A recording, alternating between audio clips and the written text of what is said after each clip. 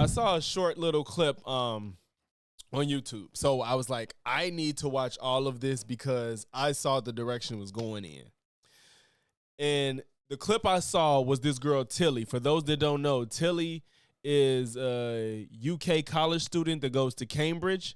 And she kind of went viral on social media for debating Charlie Kirk, where she dog walked him. Like, it's no question about who it was. If y'all don't know, like when if y'all look up any of those videos of Charlie Kirk debating them kids at the UK at Cambridge University, yeah, it was a slaughter. And this girl Tilly was one of the popular people that like made him look stupid. He had everywhere he tried to go in a conversation, she dog walked him. And apparently Pearl, our favorite red pill queen, was reacting to it, and I guess she invited her on her show. And the clip Tilly had, Pearl was being just absurd. Like, I can't even, it was just the direction she decided to go in with their conversation. I couldn't believe it.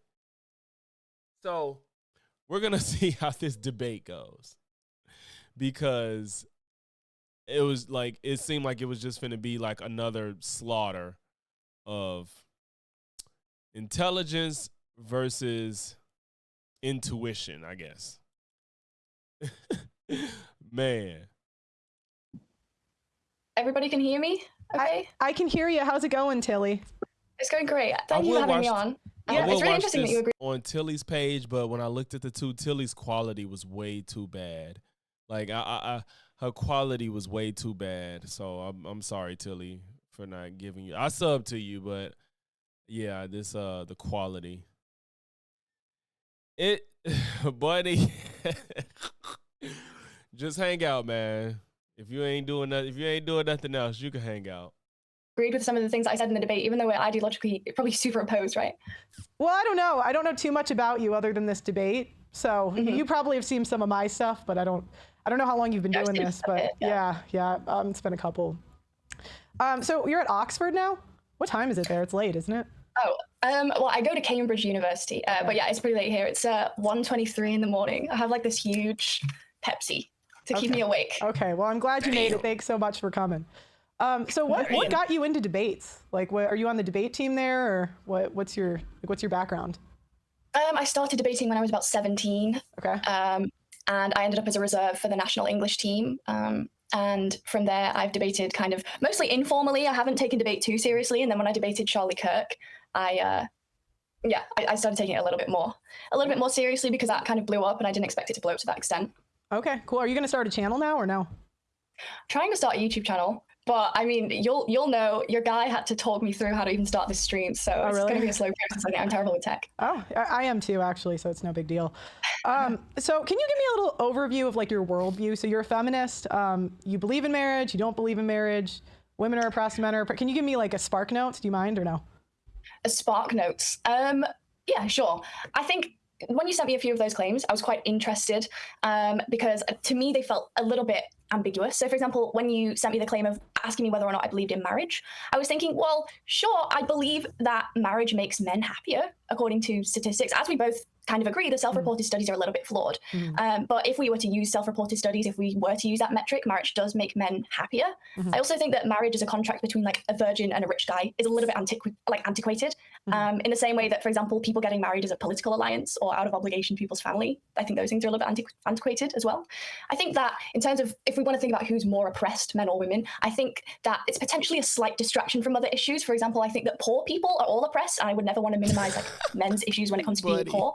But I think that overall, there are certain facts about being a woman that make it more difficult for us existing in society, I would say. So I guess we can kind of delve deeper into it. I didn't necessarily prepare a summary of my worldview, but I think that's all right. I mean, I'm just trying to have a conversation with you. This isn't like a gotcha type thing. I'm just trying to have a conversation. So it kind of would help me to understand your worldview a little bit. When you come to conclusions about what you believe, do you go to studies first or what you see in the world? What comes first? Think about how stupid of a question that is. When you think about the world, do you think about your personal experience first or what studies show you? Like, what type of weird ass question is that?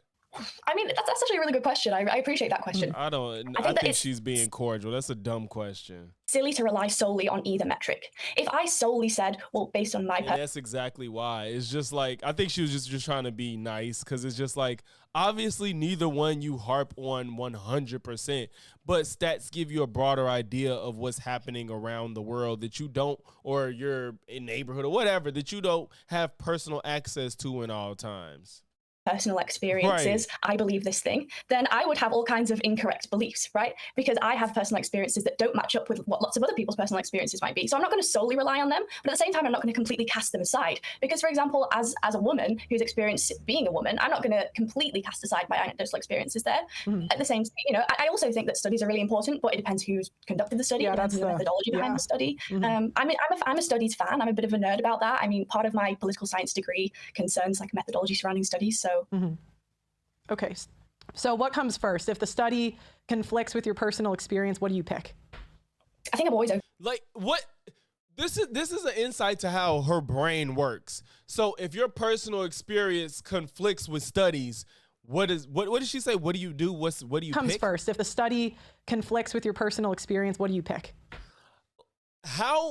How much hubris can you have to think that, well, my personal experience is this, so the studies is wrong? Like, Pearl's brain probably actually works like that. Like, well, I ain't experienced it, so them studies don't know what they talking about. What? I think I'm always open to being wrong. Okay. I think that the most important thing is that you can Pearl's not falsify any claim. Yeah. Okay. So. Okay. Because me personally, I go with what I can see in the world first.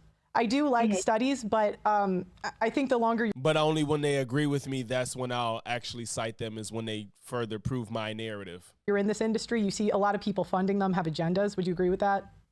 No, not a lot of, I don't even think most studies have an agenda. Yes, there's people with motives behind what they put out and say. And you have to take that into consideration when you look at them. Like, I'm not trusting an anti-abortion organizations when they put out statistics about abortion. I'm like, I don't know how I feel about that. So it's just like, you got to take all that stuff into consideration. I think the longer you're in this industry, you see a lot. There's objective numbers that's just out there, and objectivity, like science, and maybe the side effects of abortion, or the side effects of C-sections, or the pros and cons of adoption. Like, all that shit needs to be taken in consideration, and it depends on who's giving it to you, how serious you take it. What's good, Rasta? A lot of people funding them have agendas. Would you agree with that? To some extent, yeah. Okay. I think, for example, you have think tanks.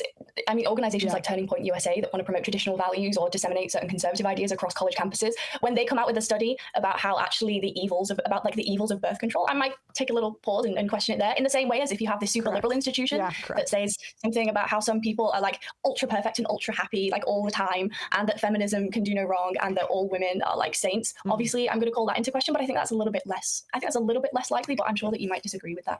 Okay. So why don't we tackle marriage first, and we can kind of go back and forth about where we agree, where we disagree, and then cool. Okay, so you believe in marriage or you don't believe in marriage? Can I just qualify that question and ask what you mean? I don't want to pull a Jordan Peterson, but like, what do you mean by believe? What do you think is the purpose of marriage? Notice how she had to clarify, because the first question was weird as well. Do you believe in marriage? It's just like a weird question. That's why she had to clarify. And then end up asking a totally different question. What do you think marriage is? What did she say? What do you think it is? I don't want to pull a Jordan Peterson, but like, what do you mean by believe? What do you think is the purpose of marriage? The purpose, yeah, that's a totally different question. What is the purpose of marriage is totally different. Do you believe in marriage? And that's why it's just like, what the fuck? That was a stupid question. Good question. I think the purpose of marriage is some kind of partnership where both of you are a team, and in the process of becoming a team, you have certain legal protections enforced. Okay, cool. What do you think a woman gets out of marriage? It kind of depends on all kinds of factors, right? Like, I believe that marriage is something that is like super intrasubjective because it concerns relationships. Like, we can make broad sweeping statements about what it means for a woman to be married, what it means for a man to be married. Mm-hmm. I think women can get quite a lot from marriage. I think, generally speaking, though, men tend to get a bit more. And the evidence that I have for that is that married men, according to the CDC, they live about 8 to 17% longer than unmarried men. And you attribute that to marriage? I think there are probably confounding factors like financial stability that comes from marriage. But it's also true that people... Right. I think it's financial stability. I think when you have a partner that is checking in on your health, making you be more diligent about checking on your health, you probably have more a sense of belonging when you got a wife and kids that you have to look over. You probably have a stable job that you want to stay healthy for. It's a lot of factors that play into you probably living longer within a marriage versus if you're single. I'm not saying you just throw caution to the wind and don't care about your health, but you don't have that push to make sure you stay healthy, whether it be for your kids or your wife actually being proactive about you staying on top of your health. So obviously there's other factors, but it's not like married equals longer lifespan. Obviously there's things that factor into that, but Pearl don't give a fuck about none of that. Work together and have a relationship and get married. Let's go with what you see in the real world. Like you're in college. See, like look how she brings up statistics that are like factual amongst millions of people and studies that have accounted for outliers and stuff like that, and just a large number of people. She said, well, let's just talk about what you experience and what you know. Like, what the fuck is wrong with this woman? You see your friends who they go for, right? Who they're interested in maybe marrying someday. Dating, they're selecting for romantic relationships. Wouldn't you say that they select guys that are in shape?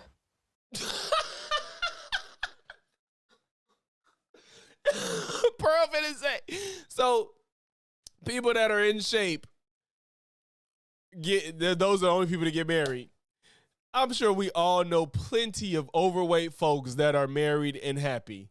Like, come the fuck on. Why is she pretending like only the most healthiest and the most attractive of those in the world are the only people that's married? Only the supermodels, male and female, and in shape people are married. Yeah. Pearl, is that what you're going to say? Are you going to argue that only the most fit and the most attractive of us are married out there? Big people get married all the time. Like, just in general? Like no, I would never. The in-shape guy is going to get more dates than the 300-pound guy. What does dates have to do with being married? What does getting dates have to do with who gets married, Pearl? Please put that connection.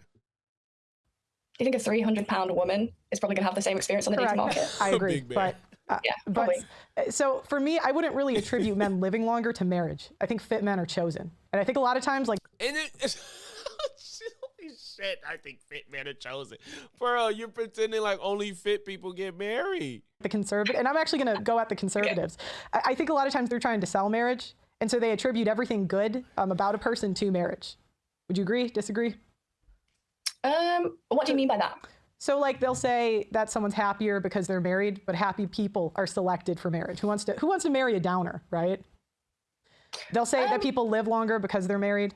And I think it's because they're fit. People pick fit people. It's not because they're married. It's because there's more incentive for them to keep up with their health within a marriage. Like I already explained this. That makes more sense to me. What's good, Wise?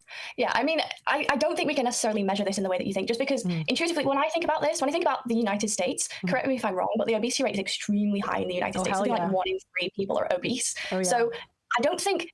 And that would imply to me that most obese people are not being chosen, but that would also mean that like one third of people in the United States are like not getting married on the basis of the fact that they're fat. Well, the thing is, women pull the fat plug after they get married. So on average, women like gain weight. Oh hell yeah! I mean, women on average, women gain 25 pounds in the first 5 years of marriage. Notice how she only loves statistics when they help her narrative. It's always statistics. If you got stats that go against what I say, I don't care. I'm going to bring up an anecdote. But when it's a statistic that I've memorized that helps my narrative, oh, yeah, I got that in the tuck, and I'm going to spit them at you. Which maybe at one point... average women get pregnant, and the average weight that you gain when you're pregnant is like 22 pounds or something like that. Yeah, but I just reject that you have to. I lose weight when I'm in a relationship. You be stressed out. I had 9 kids. You gotta gain weight when you're pregnant. Well, you can lose it after. So, yeah. No. So, I mean, my mom ran a marathon 6 months pregnant. I don't give a fuck about what your mom did. Like 10 of us. So it also kind of depends on how your pregnancy goes, right? Like I know people who've had emergency C-sections where they've been in this emergency situation where their child might pass away. So what's had to happen is they've been put under anesthetic, and that baby's been removed from them very quickly. There's not that much room for precision in the surgical process, that kind of thing. And the recovery process is much longer. So it would take like more like 3 years for that. Damn. So I never knew. I need to look into that. Like if like emergency C-sections are more I guess, stressful than like planned ones, I guess, because she's saying emergency. She specifically said emergency. In my mind, I would think that whether it's emergency or not, the process should look the same. But she's saying emergency is like it's a lot more that goes into it. That's kind of fucked up. I didn't know that. I mean, I guess there's so much less time to plan. Like, you can't do the whole numbing and well, I'm not gonna say you can't do the numbing. I don't know, but yeah, if emergency C-sections are worse than regular, that's fucked up. Than planned, I should say. That's fucked up. Where they've been in this emergency situation where their child might pass away. Mm-hmm. So what's had to happen is they've been put under anesthetic, and that baby's been removed from them very quickly. There's not that much room for precision in the surgical process, that kind of thing. And the recovery process is much longer. So it would take like more like 3 years for that woman to lose weight after that kind of situation. I understand. I just don't like excuses. That's fucked up. And what? This woman talking about emergency C-sections and how you're in a worse situation having an emergency C-section and that could contribute to weight gain. And this motherfucker just said, I don't make excuses. Oh no, oh Bunny, that's terrible. And I'm guessing that was a typo. You said I almost bled out, but you said your best friend went in for emergency. I'm guessing the I was a typo. Her and the baby was so stressed and she was awake. Damn. Ain't you supposed to be awake even in a planned C-section? Don't they stay awake? I don't like it. It's not really an excuse. It is. It's just what happens, right? Like if women get an emergency surgery. And she said it is. How is an emergency C-section an excuse? Where they're cut open across their entire stomach area, then the chances are it's going to take longer for them to gain weight than a woman who's had a natural birth with no complications. I don't think there's any nuance. Can you hear this? Like, imagine Pearl is saying, like, somebody that had a stressful emergency surgery that's probably bedridden for a long time. There's no excuse for her gaining weight. This motherfucker is evil. Okay, but then I didn't know you could put under for a C-section. I thought they was awake. I thought they just like numbed you when it's planned. I thought they numbed you. I think if you got to eat less, and that's it. And I used to be pretty overweight. I don't even think she's listening. I think she's just getting her talking points out. There's no way she's hearing what this woman is saying and actually responding to it. So I can say that firsthand. You know? But have you been pregnant? No, but I know people that have, and they got thin after. We all know people that's been pregnant, bro. I know people with really bad pregnancies. So I don't think it's an excuse. No, see what I'm saying? Fuck the reality. Fuck the statistics that most people that may have C-sections have longer recovery time. And she's like, it's just, this is insane. That it takes longer for people to lose baby weight if they have a traumatic birth. Yeah. And that's not an excuse. That's just a fact. Stupidity, Chris. Well, it can, but I would still say that's an excuse. Okay, why? Because there's people that don't. There's people that let things that make excuses, and there's people that don't and just lose the weight and eat less. Well, it's not an excuse. Right, bro. That's the thing. Like, Pearl is so stupid and it's so blatantly obvious that it's just 2 million. She got the 2 million subs off the short. She gamed the system for her sub. That girl ain't gained subs in like 2 years. So it's obvious how she got her following. But it's like, bro, like if I just got on here and said the dumbest shit ever, we would be rolling in dough, bro. We just need to make this transition. Bunny, Chris, y'all know what's really good, bro. Y'all know how we really is. So when we make this stupid switch turn on, we just trying to get paid, bro. Excuse if some people aren't necessarily doing that thing. I think that's not what qualifies an excuse. An excuse is like an unrelated reason as to why something happens. I think there's a direct correlation or a causal link between women taking longer to gain weight, to lose weight, after having a traumatic birth. I would just say put the donut down. What do you mean put the donut down? This person is bedridden because they're healing. Why are you talking about put a donut down? That's it. So, okay. Are you seeing that this sounds insane? Or... She don't even feel like she's talking to a person. She said, you don't feel like this is insane? That's it. So, okay. Are you seeing that this sounds insane? Not really. That you eat less and lose weight? No, obviously to lose weight you eat less, but also you also have to move more, and it's really difficult to move more if you've had an emergency C-section and you're bedbound for 6 to 7 months. 1,200 calories, you'll still lose weight. What the fuck is? Most people. Okay, but I want to. Still a slow process. Okay. And right. also, so like, I want to go back to, because we're just going to go back and forth. You think it's okay for them to stay fat? I don't, so it's fine. All right. So what? You think it's okay for them to stay fat? I don't. When did she say it's okay to stay fat? Please, Pearl, show me where she said it's okay to stay fat. What do women get out of marriage? Well, I don't. If you answered the question, I can't remember what you said. So forgive me if you did. If you can maybe make in a few sentences, what do they get out of it? I think that both men and women get benefits from marriage, and there are not. We'll go into men's, but I just want, when I ask you a question about women, I want to stick to the women, and then we can do men later. Sure. Watch, this sound familiar, don't it? Do women have the final say so? I think, are you asking me in terms of benefits? Do you mean legal protections, for example? We could go legal protections. Anything that you think they get out of marriage, it could be legal. Right, Chris.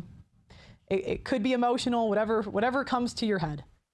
Yeah, sure. I mean, the first thing that I'll qualify is I don't think that marriage is necessarily be all and end all in terms of having a happy and fruitful family. But I do think that women who get married, they do experience legal protections in society. PTSD. And that those legal protections are probably a good thing when it concerns children. So, for example, let's say two people just cohabit, like a man and a woman are in a relationship and they have a child, but on paper, they're single. What that means is that a custody battle is going to be a lot more difficult for them because they don't have the legal channels through which to navigate that. And I think women are likely to suffer a little bit more in that regard, just insofar as, like, you might agree with me on a bioessentialist premise that women are more nurturing and have had more of an attachment to their child. So I mean, you can even go with that. I actually don't agree, but we could actually talk about it later because I'll write down nurturing so I remember to go back if you want to talk about it. You don't think women are naturally more? You know, she finna say that women are more violent than men because they kill old people and children the most. God, it's stupid. Like this is she's the perfect personification of bastardizing statistics. Nurturing the men. Oh hell no! But we can go back to it later. So let's start with legal. Interesting to me. Oh hell no! Y'all. Okay, let's wait, start first legal. Of all, Chris and Rasta, what y'all on, man? I don't know what Chris mean. Rasta, I see what you say.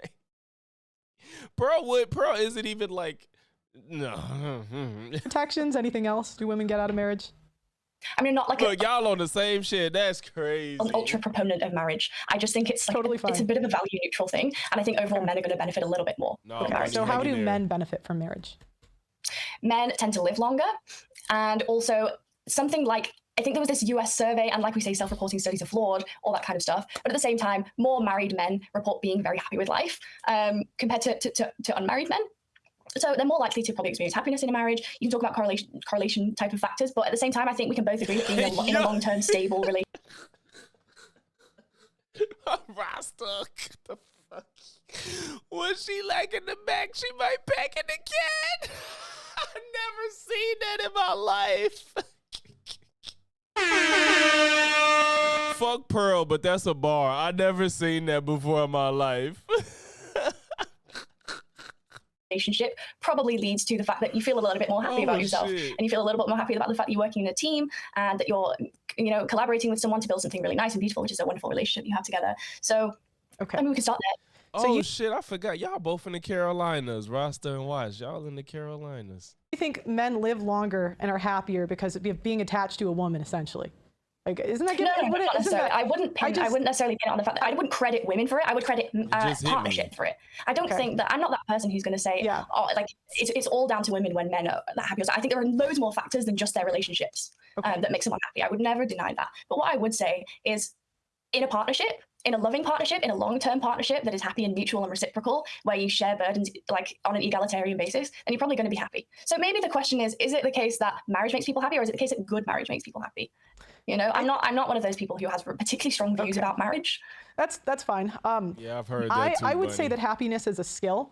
I've always kept my distance from crazy ass women. I just that is not my move. And I think it's your own problem to make yourself happy. And a lot of people go into a relationship and try to make it somebody else's problem. I think that happy people are selected for relationships. Have you ever met somebody that's super negative? Who wants to date them? Right? I mean, who wants to date that? I think it's also the case. I don't even know what that means. I've heard happy people are selected for relationships. I mean, if that's the case, I'm not going to say she's making this claim, but you would think that if it's just solely about being a happy person, that half of relationships and marriages wouldn't fail if being happy necessarily meant anything. I don't know why she's saying that. Like, simply being happy doesn't mean, I don't even know what that means. I don't think she does either. Like minds attract one another. So often you're probably not going to have someone who's super happy all the time date someone who's a downer, but you do have people date each other who are both downers and kind of both have this horrible life together. Chris, so my opinion would be that marriage is a message. bad deal for men, because men are expected to give their emotional, their physical, their money. Shout out to the 12 people in the chat. Make sure y'all like the stream, man. To women, and they get nothing in return. When they do get married, they give their emotional, their physical, their money to women, and they get nothing in return. Why does she act like men are just these perfect beings and women just a trash human? Why should women exist, Pearl, if everything they do is wrong, if they can't ever do anything right?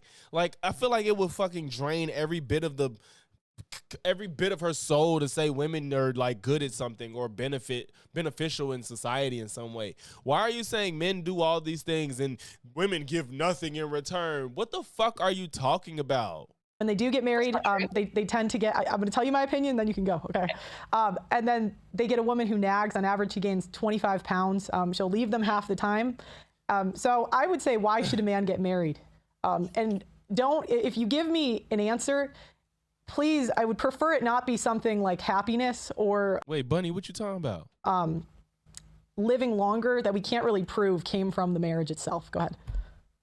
Sure. I think it's an interesting claim because there are so many factors that kind of go outside of this. Like, is it the issue that it's to do with getting married, or is it that men are in a relationship with women? Because what I'm hearing is you can probably ascribe all of the issues that you ascribe to being married to also just a man being in a long-term relationship with a woman. So is it the marriage that qualifies it as something that's a miserable deal for men, or is it a relationship with a woman? And insofar as it's just a relationship with a woman, are you advocating that men stop being in relationships with them? Okay, so...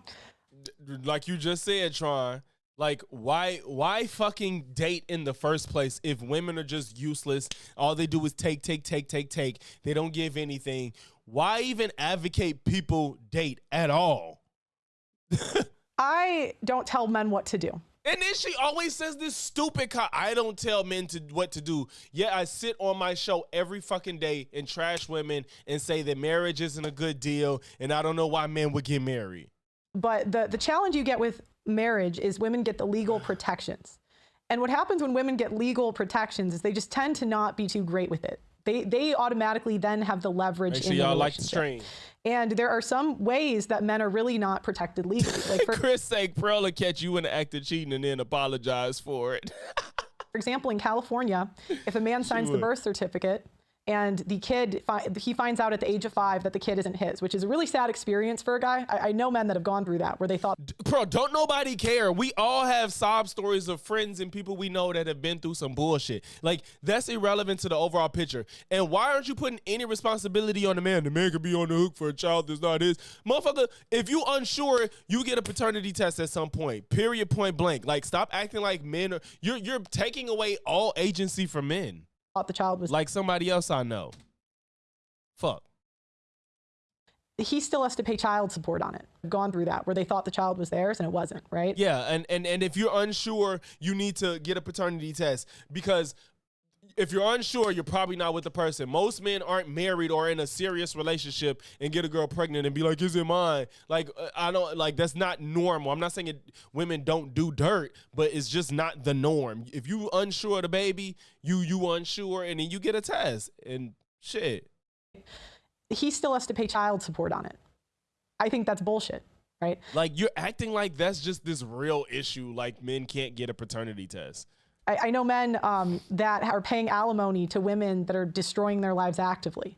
And okay, so the challenge is, I'm gonna finish and then I'm gonna let you go, okay? So the challenge is when you get into marriage, you're getting the state involved. And a lot of women, we can show the worst parts of ourselves when in romantic relationships. I mean, But men do that too. Why does, this is not gendered. What the fuck?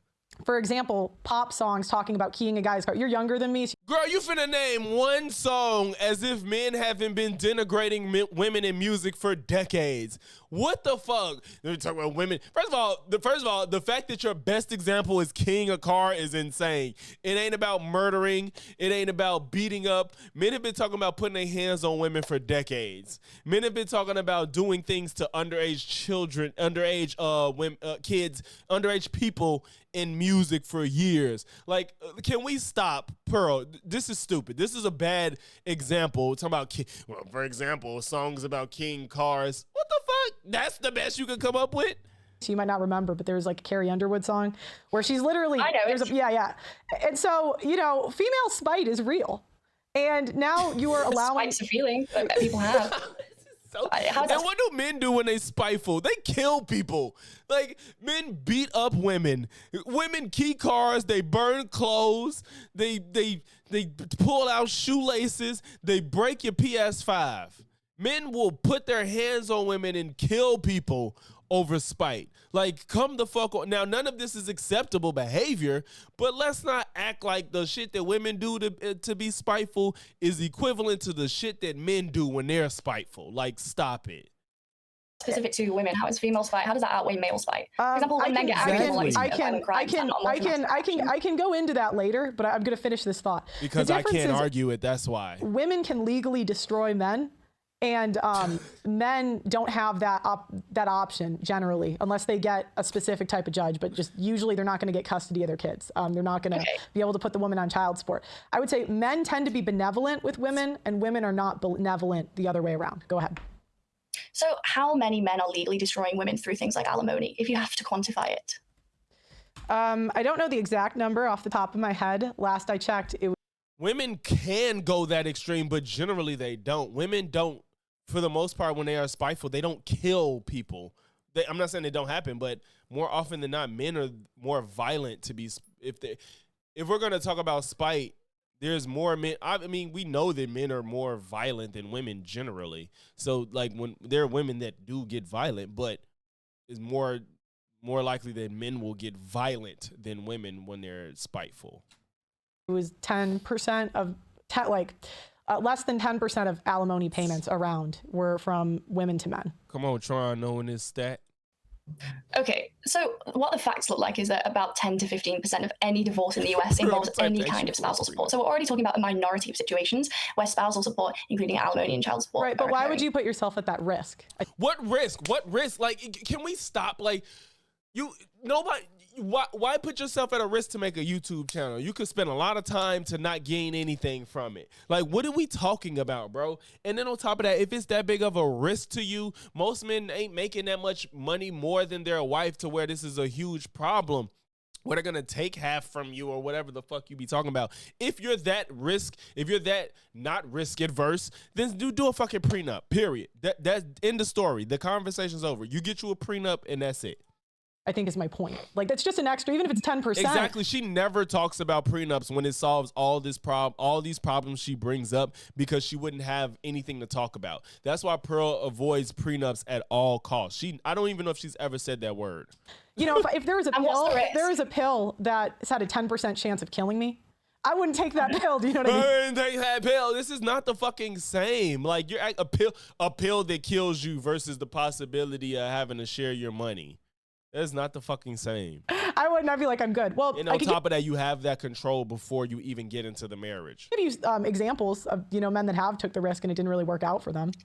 I think most people don't even bring it up, though, because people feel like, oh, I can't. I think people are scared to talk about prenups. But honestly, if any man, I think unless you have extraordinary wealth and you bring somebody into that, the reason that they look at marriage as such this one-sided thing is because they don't really people are, including like men and people like Pearl, don't really realize what women give up and go through in those situations.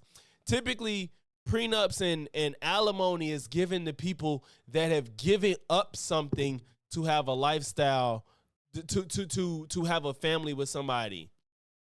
alimony isn't given just because two people get married. If we both make $60,000 a year, we get married and we get divorced, I don't like keep everything I have and take half for yours. It don't work like that. That's not what's happening. It's usually a man bringing somebody, like, you get married, y'all been together 15 years, she's been out of work, and then I've made all this money and now we're divorced. I can't just throw her out on the street and she just gave me 15 years of her life without working, and we have kids that she raised and now she's just assed out. As somebody, if you accumulated wealth with that woman, you should not even have a second thought of her being okay after the fact. Even if it ends bad, I'm sorry. Like, she gave up a big chunk of her life. You shouldn't feel like you can't owe her anything after the fact if she's giving you so much of her time in her life, especially if she gave up a career. Usually if they don't give up a career and they made good money, you don't be paying alimony for real if they can sustain themselves. But usually alimony is about people that can sustain themselves. And the only reason you do child support is because they got the kid, so they have more of a burden. So yes, you're supposed to pay whoever has the kid is the one that gets the money. And men, when you do fight for custody, more often than not you get it. But when they don't, it's because they know they can continue to make more money. And women are just like, well, I might have to just make less money, but I'm gonna raise my child because I kind of have to, in a sense, because he's not gonna do it. So it's a lot that goes into it that people don't consider. Rather not you give me examples, I'd rather you quantify it in some capacity. Well, it kind of sucks because I'm going to, so sorry. So it ain't that simple, Chris. You can't just prenups can't just be mandatory, because if a woman gives up her career when she gets married, if it ends, I don't believe anybody, men and women, but it's more often women, men and women both. If you give up your time and career and what you could have accumulated over time, if you continue working, you're entitled to something if that marriage don't work, if that person was supplementing your lifestyle. Like, you get some, I don't think you should just be asked out because your whole life has been veered in a direction it could have not been in if you had been married. I don't think that person should just leave and be asked out. I don't agree with that at all. I'll give you an example. There's a guy that goes both ways. That's why Mary J. Blige, people like Mary J. Blige, and probably Halle Berry, I think recently, I don't know for a fact with Halle, but Mary J. Blige, they got to pay alimony to their husbands. Like, it just makes sense. In Texas, he had his kid legally transitioned against his will. Yeah, that's not quantifying it. That's still an individual example. So if you can quantify it. So for example, if I said to you, this is a fact, 400,000 people in the US receive alimony. Oh, okay. That's quantifying. I actually have them. You see how Pearl wants to avoid statistics when they heard her argument? She's like, yeah, I could give you a story about this guy that had a bad circumstance. She's like, yeah, 400,000 people pay alimony in America. That's not a lot. Like, this is just such not a real issue. The numbers on this. Give me a second to pull it up. It's in a different Google Doc, but I can pull it up. But here, keep going, and I'll listen to your thoughts. Here's a case that I'll make. Okay. It's quite a simple one. 400,000 people in the US are receiving alimony. About 3% of those people are men. That's a very low number. 40% of households have female breadwinners. So that suggests that basically, you're right, hundreds of thousands of men can get alimony, but they don't receive it. Now, if I said to you, I don't have a six-pack, and then you asked me, do you work out? And I said, no. Am I being oppressed? Or do I just organically not have a six-pack? What I would say is that rights in liberal societies have to be asserted to be realized. Courts are not mind readers. Just like a job you don't apply for is not going to be offered to you, a legal benefit you don't request is not going to be rewarded. It's not going to be awarded to you. So what I would say is if a man is not asking for alimony and fighting for alimony. Oh, okay. Yeah, exactly. But that goes back to my point that men are benevolent. So when they get leverage, they don't tend to ruin their wives' lives. So yeah, it's more so because they would feel emasculated by. So out of 100, receiving money from a woman. Yeah. So out of 100 marriages, let's see. Yeah, Chris. Sometimes if you got so much money, it's like I just give you whatever, so I ain't got to deal with a headache. 50 stay married. Granted, Kim got a lot of bread, but as a man, if you do feel some sense of responsibility though. I don't get why they present it you're not supposed to give them shit as if they were useless to you during your marriage. That's ridiculous to me. Even if you end on bad terms, you cared about this person at some point to marry them, and they gave you a large part of their life. You shouldn't just be like, fuck you, you don't get shit because it ends. That don't make sense to me. And I know that people probably feel that way after ending a relationship, but to me it's kind of inhumane. Like, I don't know. Like, I heard recently, I've been hearing, like, the person, I think it was Cardi B said it, which was, say what you want about Cardi B. I feel like it was really insightful. She said, when you get married, when you get divorced, you feel like you're divorcing somebody that you didn't marry. So like, that can't happen, not in all instances, but like the person you're divorcing isn't even the person you married sometimes. So when shit gets that ugly, I get the feeling of, maybe I don't want to give you shit because of how you've behaved recently leading up to this divorce. But at the same time, there was a point that wasn't the case. So 50 divorce, 15 of those divorces are obscenely malicious on the part of the wife towards the husband. Child alienation, let's see, 50 stay married. So 50 divorce, 15 of those divorces are obscenely malicious on the part of the wife towards the husband. Child alienation, financial ruin, otherwise known as a punitive divorce. 27.5 of those is that the man pays woman a lot of money when she can support herself and get moderately frequent contact with the kids. Still tough, but not malicious. So that's out of 100 divorces. That's going to be... That's 100 divorces. No, out of, like, that's if there's 100 divorces, that's like the percentage. Where is these stats? Like, she just read off shit, which sounds like a very biased reading of statistics. Like, she didn't even say what the source was. She just started reading off shit. It's how she put this in GPT. What's some good arguments for somebody that's saying that divorce is bad for men? Like that, like whatever the fuck. That she just read off some shit and didn't say where. So 15 out of 100 are going to be obscenely malicious. What is this from? Meaning the guy can't see his kids, or he's going to be fighting for custody. 27.5 is that the man... Fighting for custody, it doesn't necessarily mean something's obscenely malicious. Tilly not finna fucking ask There where are this all came kinds from. of reasons as to why someone might fight for custody.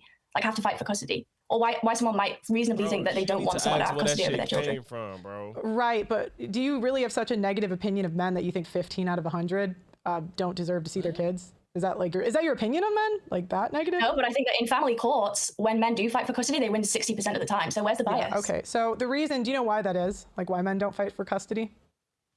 Because oftentimes there's not really enough evidence for them to make a compelling case. No, in order to fight for custody, that's not why. So I think men don't fight for custody often because they don't want full custody. I think they want the wife or the mother of their child to have full custody, and then they want to be able to get their kids when they want to. These people love to pretend like men is just chomping at the bit to have their kids full time when they get a divorce. I don't think that most men that get a divorce be like, I want my kid full time, and then you get them when you want to. They don't want to do that shit. Stop lying. Men are, and I'm not saying none exist, of course. I know one of my closest friends, he fought to get his kids full time, and guess what? He did do it. So it's just like, I'm of course this is anecdotal, but there's a world where if you fight, you could get it. But regardless, most men are probably like, shit, if I get my kid full time, I can't work as much, or I gotta pay for school or daycare, and that's gonna cut into the money I make, and I need money to survive, and blah blah blah, and all that shit. And men don't want to do that. Men don't want to have to apply for Link on their own. They don't want to have to apply for LIHEAP and shit. They don't want to have to apply for Medicaid. They don't want to be on no government assistance or nothing. If they making good money, they want to keep making good money. And if they have a kid full time, that's going to cut into their money that they make. So they be like, all right, she can get the kid and I'll get him when I get him. That's how I think that's how a lot of men think if they get divorced. The challenge, but see, the challenge I'm getting is, I know you're about to spew a bunch of stuff, and I know you don't know what you're talking. And I don't mean this to be so rude, but you just haven't done the interviews, and you haven't, like, I would really. What the fuck your interviews mean? Your interviews is the people you talk to, the people you actually selectively choose to talk to at that. Like, that's the thing. She acts like she does these random surveys across millions of people when Pearl goes out of her way to selectively handpick men that have had terrible divorces and terrible relationships and be like, yeah, let me interview you so you can tell me, and act like this is the story of most people. Give me a fucking break. Be surprised. I don't think that doing an interview makes me more qualified. Right, but I can interview any random guy off the street. I don't think it makes me more or less qualified. I think what makes me qualified is the fact that I've done the research. And that's Pearl's not listening at all. She's just like, yeah, okay, well, yeah, okay, yeah. So, how much? How much does it cost for a guy to fight for custody of his kids? legal fees are expensive for everybody. Okay. But it costs a lot for a woman to fight for custody too. Okay, but when I'm going to start with the men, and then we can talk about the women later. What do you mean? It would be the same. It's not like if a man has to pay us a lot more. It's tough to have a conversation when, you're trying to make a point. And we're always going to bring it back to the other gender, right? But for men, what is the average? Coexist in society. You can't isolate one group of people. How much? Solely about the effects on one group. What is the average amount? You said you did the research, so do you know the answer to this question? How much does it cost to fight for custody? I don't know. Okay, so you haven't. And that's fine. This isn't a gotcha. I've done the research. Okay, legal fees are expensive everywhere. So it's about $30,000 a year, or $30,000 to fight for custody. And the challenge you get is a lot of these men get really screwed. So is fighting for custody a lot of these men are screwed because they're working average jobs. And so a lot of the men that get screwed are blue collar men. And so these are guys that make $35,000, $45,000, $55,000 a year. And a lot of times the women will 35 a year as a man with kids is kind of crazy. I'm not judging anybody, but just come on now. Come on now. 35,000 a year as a man with kids is probably not really a thing. I'm not saying it ain't at all a thing, but come on now. Come on now. Yeah, Sandra, she's back at it again, getting smacked around by another blonde. Empty the bank accounts first, and they're kicked out of their house, and so they don't have the money to fight for custody. And a lot of lawyers will tell them not to even fight because the court process is going to take so many years, and they just don't have the money. What I would ask you is a really simple question. It's just, yeah. Which is, are legal fees solely exclusive to one gender? Exactly. Like, what if we agree that men on average make more than women, ain't they the ones that's more likely to be able to afford to fight for custody than the woman? Like, what the fuck? No, but the challenge is you have women's shelters that have they have programs that pay for women. What? First of all, she looked up like that because she's lying. What do you mean pay for women? Shelter, I'm not going to make a definitive statement that it doesn't exist, but I feel like if you're just talking about when you say shelter, that just sounds like domestic violence. And if that is a shelter that she's referring to, what do you mean pay for women? You think that women are just there's somewhere that women could go to just get legal fees paid for to get custody? Like, on its face? I'm not saying it don't happen, but what? Chill, bunny. So if you look up like men's shelters, so if you I know, but mutual custody over their children with Pearl's she's not listening to what this woman's saying whatsoever. She's not listening. She's trying to talk and she's like, yeah. I understand where you're coming from, right? I understand that's what you would think, that if a woman's going to Exactly, Sandra. I said, I don't know if you was here when I said it. When men try to fight for their kids, they get them. And like you said, they'll bitch and moan about not seeing their kids, but they don't try. Abused shelter, right? That something bad happened. But the challenge is when men are abused. Something bad happened.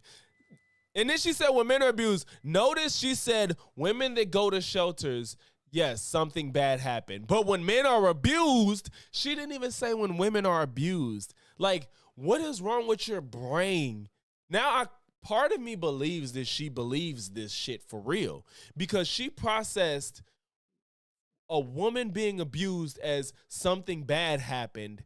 But when men are abused, they don't have a shelter. Like, what are we talking about, bro? If there's one-sided abuse where the woman is putting hands on that man, not excusing it, but he is never at any point of that abuse feeling like he needs to go to a shelter for refuge. Like, that's just not, even if it's one-sided and she's doing it, his plan of action isn't to go to a shelter to hide from her. Because if he wanted to, he could end it probably with one strike. So I don't know why she's pretending like now.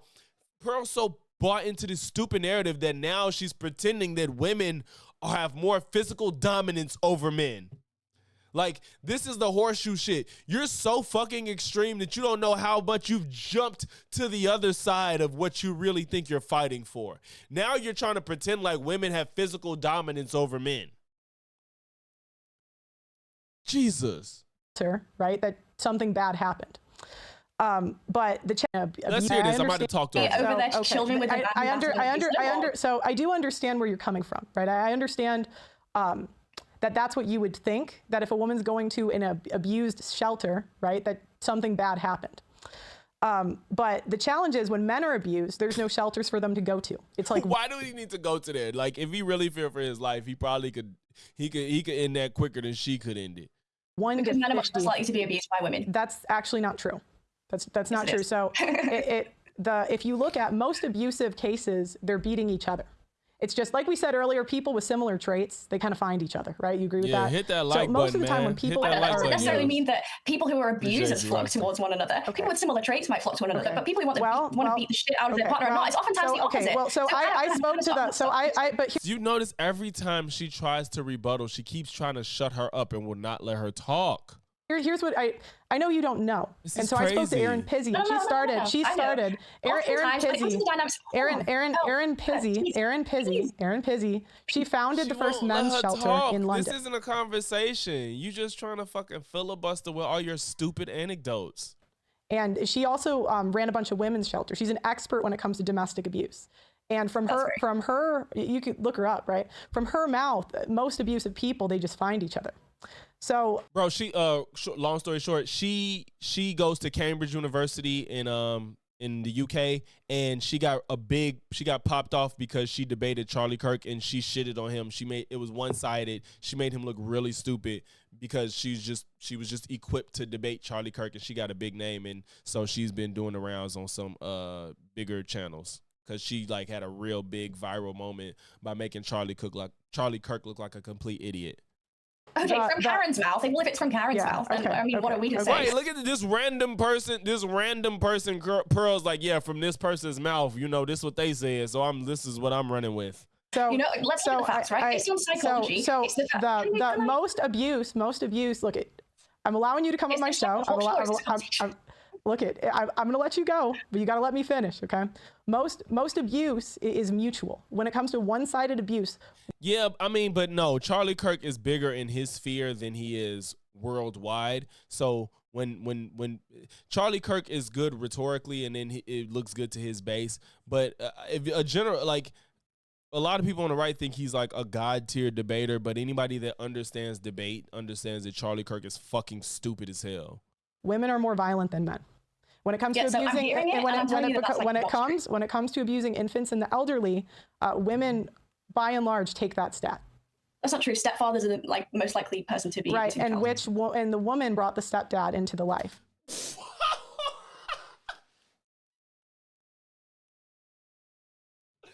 Bro, now, oh my God, now, so.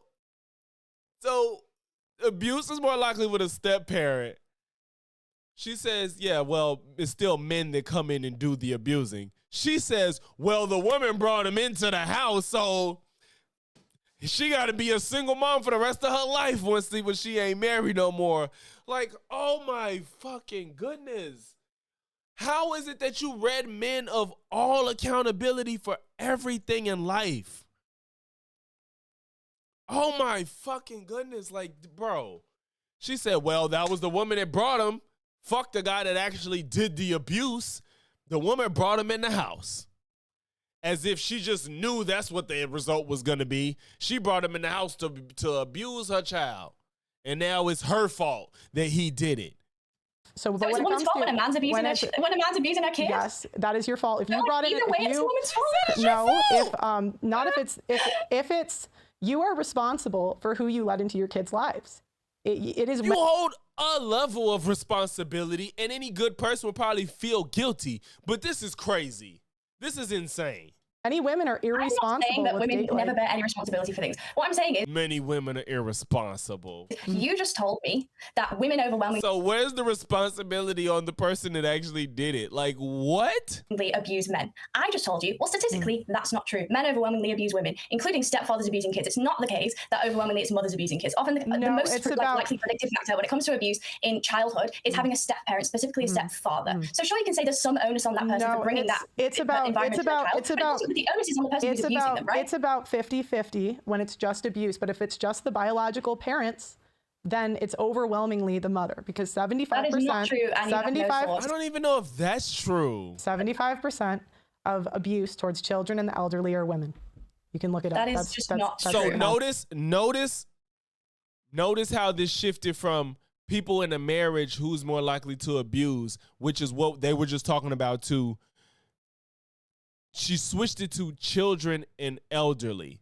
Children can mean people in daycare and child care. That's what children can include, with which obviously women dominate those fields for children and elderly. She just tried to obfuscate from talking about being in a marriage to your own personal kids to children and elderly.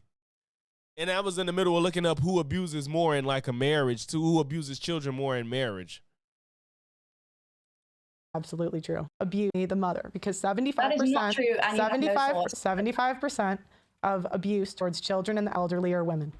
You can look it up. That is just not true. That's absolutely true. How many men compared to women sexually abuse children? How many men? Say that again. How many men compared to women sexually abuse children? Off the top of my head, I don't know. It's more men than women. Okay, so it's Pearl knows that. She couldn't even admit it. Like, that's obviously true. That's obviously true. It doesn't take any amount of brain power to just safely assume that men are more likely to abuse sexually. And she couldn't even admit that. I wonder if she'll admit, who commits more murders, men or women? She probably I don't know. Pearl, stop. Come on. Again, that's one example that I know off the top of my head without looking anything up and without making something up, without pulling it out of my ass, right? Okay. That's something that I actually understand. Okay. So that's one way in which I'm disproving a claim. Okay. Well, I don't think you disproved it, but I'll let the audience decide. You told me that, that women overwhelmingly abuse their kids. I said, well, men overwhelmingly sexually abuse their kids compared to women. So even in the best case scenario, this is an equalized situation. Okay. Well, I mean, you could take murder, for example. And I'm not talking about abortion. I know the conservatives. If you look at infanticide, it's overwhelmingly women. The police don't even look for a guy because they're set. This is... Who's more likely to die in the field of construction? Men. Why? Because it's dominated by men. What are we talking about? Women obviously deal with kids more. So if somebody's going to kill a child, it's more likely to be a woman. Why is she acting like this is some revelation that reveals some inner workings of how women's brains work? This is absurd. That is because it's almost always the mother. Because they're with the kids more. It's more likely that the dad is not present, which doesn't even give him the opportunity to do something like that. What are we talking about? Am I allowed to look this up? Yeah, go ahead. Google infanticide. Because I attained a bunch of criticism. Exactly, Sandra. It's bro, yes, like I said, you can say yeah, maybe you should be more cautious of bringing other men around your kids, but we can't sit here and act like the person that did it ain't at fault. For ostensibly looking things up. Oh, I don't mind if you look things up. I like to have a conversation, not read an essay. Shut up. Mm-hmm. I know it's a different format, the other one, so I'm not holding it against you. Okay, this is interesting. So infanticide, I'm pulling it up too. Intentionally killing an infant. Wait, mothers, man or woman. So.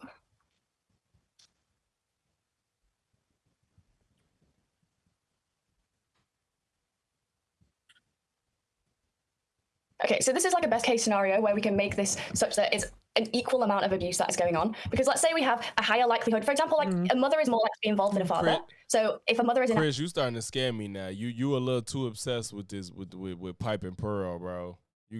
Tell me something, bro, because what's happening?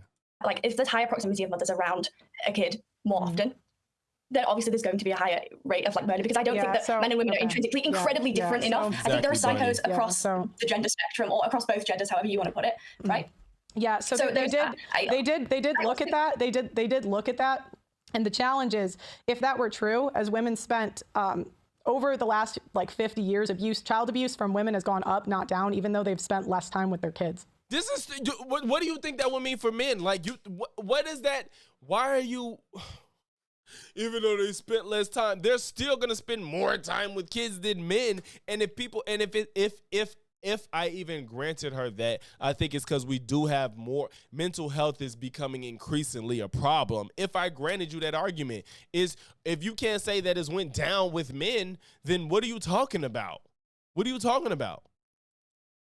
So if that were true, as they spent like less time, the abuse would go down, but it went up. And I don't even know if first of all, I don't even know if I buy into that in as a whole. It might be true because women are working more, but they're still the ones that's primarily going to be with the kids. So I don't really like it shouldn't go down necessarily, but if more women are working and becoming more stressed and taking on more tasks because they've gotten into work and home tasks aren't spread evenly between men and women that are in relationships, then yeah, they're more likely to be stressed out or to be more unhealthy mentally. An excuse for child abuse. I mean, we can, but I don't know. And she doesn't know what an excuse is. Pass and hurt children. I don't think we should qualify it by saying like, well, only like women are intensely more likely to be doing loads of child abuse towards children. So, for example, if we take one metric, which is infanticide, which is a horrible thing, and it's terrible that women are more likely to do it. If we take that one metric and say, therefore, this means that all of this other stuff is not true, then this is like intuitively a silly thing to do. So this is like me saying, okay, well, actually, that infanticide thing doesn't matter at all because more men sexually abuse their kids. Okay. Well, I'm going to tie this back into what we were talking about earlier, the nurturing, because it kind of goes together, right? So I actually think women are far more violent than men. And the only reason that's not true. Men commit most of the violent crime, like over 90% of violent crime. That's true, but I'll get to it. So I think imagine just saying I think something that just doesn't map onto reality in any sense of the term. Like, come on. That if women had the strength that men did and could actually throw punches, I would be terrified. I would be terrified. That's not true. Because most of the violent crime that men commit is against other men, which means that if women have the same proclivities, they would be committing against other women on an equal playing field. But women. Good point. That's a good point. That is a very good point. It's like, if that were the case, why aren't women being extremely violent towards other women at a higher rate than men are violent to men? If you think that if women had the strength of men, they would be worse than men. That means women should be committing violence on other women at a higher rate than men, which we don't see. Aren't murdering other women en masse. So, like, even though they have similar physical strength. Okay, so the reason I think this is a few reasons. So notice the ignoring of all of that fact, not acknowledging whatsoever, to just try to continue to fucking spit her talking points. As I said earlier, the first way I view the world is through real life. That's how I personally come to my conclusion. Most of us view the world through real life till you're more curious about what real life is and what the experiences of others are versus just your personal experience, because you can't really understand the world around you by only going off of what you know when you consider there's 8 billion around the world and what was it how many in America? 300 million? Sorry if I don't know that number, y'all. But yeah. First, meaning if I truly don't know. I wanted to say 30 million, but that sounds way too low. But ain't like 300 some million in America. You say I have this study that says X, Y, and Z. And you can just say, oh, well, I heard from Gareth that like this is fake. Yeah, that's totally fine. I can understand why other people wouldn't accept that or whatever. Okay. Well, like, I mean, scientifically speaking, like it doesn't abide by any of. Like, I would say it's a good thing, because then you can't be manipulated. Because if someone can just throw a piece of paper, manipulated by and it, well, not my experience, but it's totally fine. You don't have to agree, but I'm telling you how I came to my conclusion. Okay. So sure. Like, okay. So the first way that I've come to this conclusion is because seeing how violent women were with me. Women get upset, and the only times I've done street interviews and I've interviewed men, I've even come in London in places that really weren't the best with controversial signs, and women, men will sit down and they will be calm, talk about their differences. I've had women threaten to attack me. So that's the first way, but that's not the only way that I've come to this conclusion. The second is I like to see who is more. Imagine that you're antagonistic towards women and they become irate with you, and you only suck off men and they're not. First of all, you're a woman, so they're less likely to be violent towards you. Pearl just said, well, I do street interviews. There's only women that get violent with me. Meanwhile, I'm on the corner saying women shouldn't vote. Women are useless in society. And if all of women died tomorrow, nothing would matter and everything would be okay. YouTube, I am speaking against this rhetoric. I am not for it whatsoever, just so we're clear. But yes, imagine that you just literally spit hatred towards a specific gender and they get violent with you. Like, are you kidding me? The Mayo Queen, you excited? Oh, damn, you done missed about half of it. Likely to murder the innocent. Because when it comes to men, if you look at the murder stats, the majority of men in jail for murder, it was a bar fight gone wrong. Meaning, that's bullshit. I don't even have to look that up. You're not. No. Majority. No. Most people are not in jail over an accidental bar fight. Murder.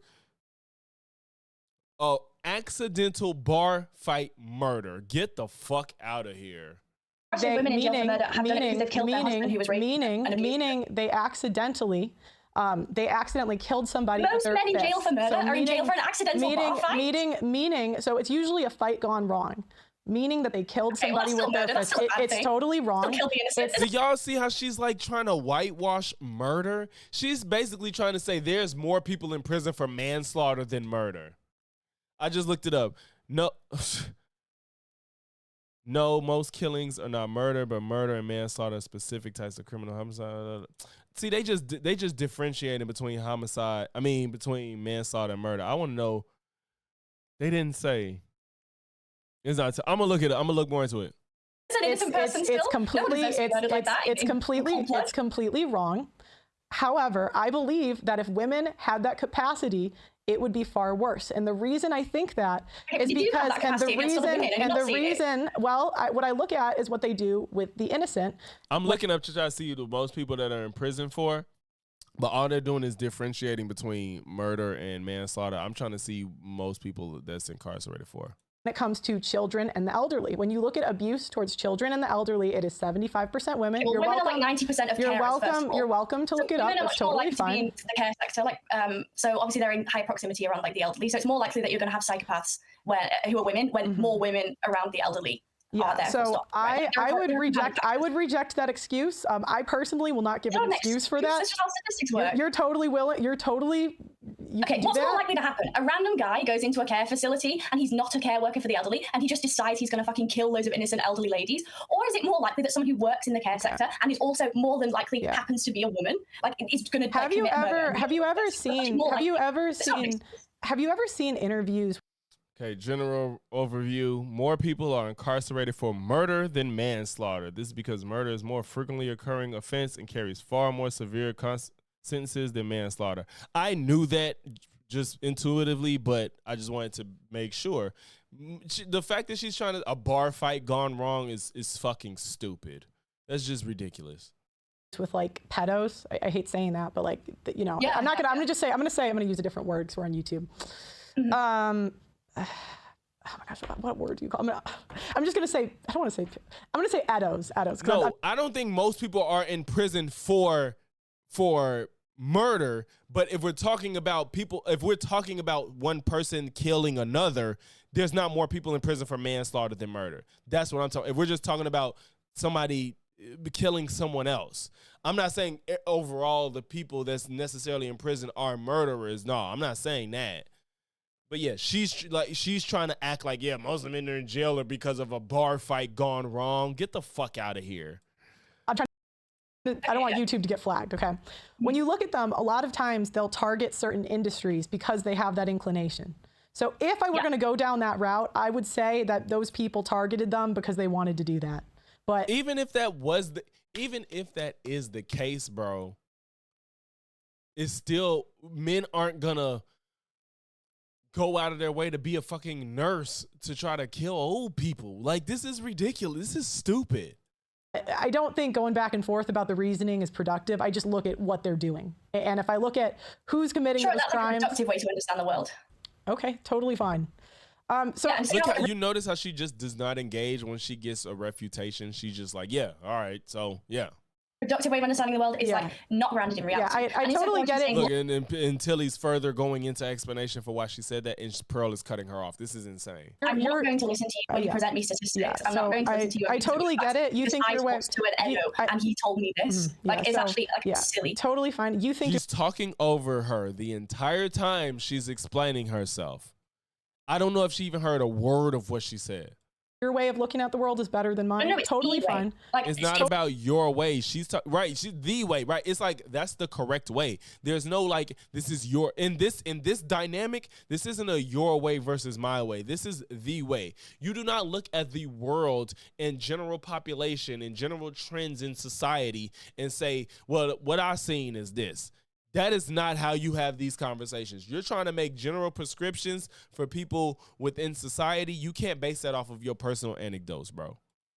It's like the way. You think the correct way. Like, I have a worldview which is a feminist view, and that is one way, but the way is to use like... Look how she's talking over her the entire time. She's trying to explain herself. Scientific I would say that's understanding of statistics. I would say that anecdotes are very difficult to reconcile with one another. I would say that's a little egotistical. She just literally won't even shut the fuck up. But that's fine. No, you think your way is that's fine. This is like me. I mean, men invented the scientific method according to you, so like I'm abiding by these Enlightenment rationality values. She flipped it. She tried to flip it on her. She flipped it on her. Yeah. Okay. So nothing to say. She just flipped her ideology on her, and she ain't had no response. Crazy. Let's talk about who's more oppressed, men or women. You don't like that question. Is there another way that I'll even give you the floor if you have a better way you want to say it or come at it? Go ahead. Okay. Who's more oppressed? I think I wouldn't necessarily take an issue with the claim necessarily. I would just ask you to qualify what you mean in terms of oppression. Okay. When I think of oppression, I would say it's having the freedom without the responsibility that comes with it. Who looks at the oppression with that type of definition? That is nobody on earth's definition of oppression. Like, are you kidding me? A way that I would say that men are oppressed, and an example I gave is a woman having the freedom to put a kid on a guy, even on somebody else, and commit paternity fraud. I would say the man that is, sorry, I'm trying to say this in a better way. When a guy is a victim of paternity fraud, when he has a child and he has to pay for it, he has the responsibility of it, but it's not his kid. And I would say that's a way that paternity fraud. That is so uncommon. And again, get a test. He's oppressed. Go ahead. Okay, and do you think this outweighs ways that women have been oppressed as well? Not just that example, but... So what's some examples that would outweigh something that you predict I might say about women being oppressed? Well, I don't know your stuff. I'm just being honest. I don't know. Sure, I don't know what you would say because I don't know you that well, but go ahead. I mean, why don't you just think of a typical feminist and what you believe they understand of oppression? What is something that you would say outweighs all of that stuff in terms of what the cards that men are dealt in society? Okay, I don't know, but why don't you just tell me what you think and we could talk about it? Sure. So, okay. I mean, I think that if we take individual examples of anything, I think you're like desperate to hold on to this idea of anecdotal evidence and what you see in the world being more important and more like quantifiable than anything that I present to you. So I think it's a bit of a waste of time to go back and forth with you telling me that you know a guy and me telling you that like based on hundreds of thousands of guys, this is like overwhelmingly untrue. So instead I'll just like list off some reasons why I think that historically women are probably more oppressed. Okay. I would say, for example, if we talk about the US, until about 1974, a woman could be denied a credit card or a loan without a male cosigner, a father or a husband. And then we have this act that comes in 1974 that makes it illegal to discriminate based on your sex or your marital status. So what that means is that a lot of living grandmothers, people who are alive today, were adults when women couldn't borrow their own money. Is that... Hey, she had that shit on a button. 1974. I was like, is that the exact year? Women could only obtain a credit card on their own after the passage of the Equal Credit Opportunity Act, ECOA, on October 28th, 1974. Before this law, it was legal for lenders to discriminate based on sex and marital status, often requiring women to have a male cosigner or denying them credit altogether. Oppression? No, I don't think so. Okay, and why? Wait.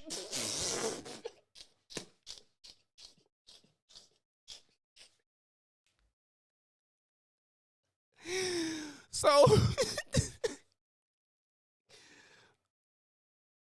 look where we're at. Pearl gives a terrible definition of what oppression means. I think it means, what she say, being able to do what you want with no accountability or something. That's oppression. Whatever the fuck, that has nothing to do with oppression.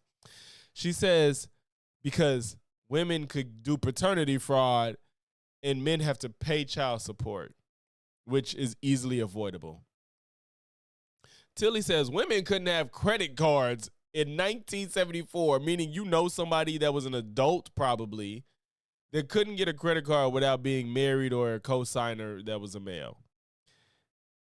And she says, you don't think that's oppression? Pearl says no. Like, this is the epitome of rock bottom. Like, you're saying that it's not oppression that women couldn't have a credit card up until what is this? Math ain't my strong suit, y'all. 50 years ago? 50 years ago, women couldn't have a credit card? Is that oppression? No, I don't think so. Okay, and why is that not oppression? Because now we have women taking out credit cards and they don't pay it off. That's not a reason. It's not oppression.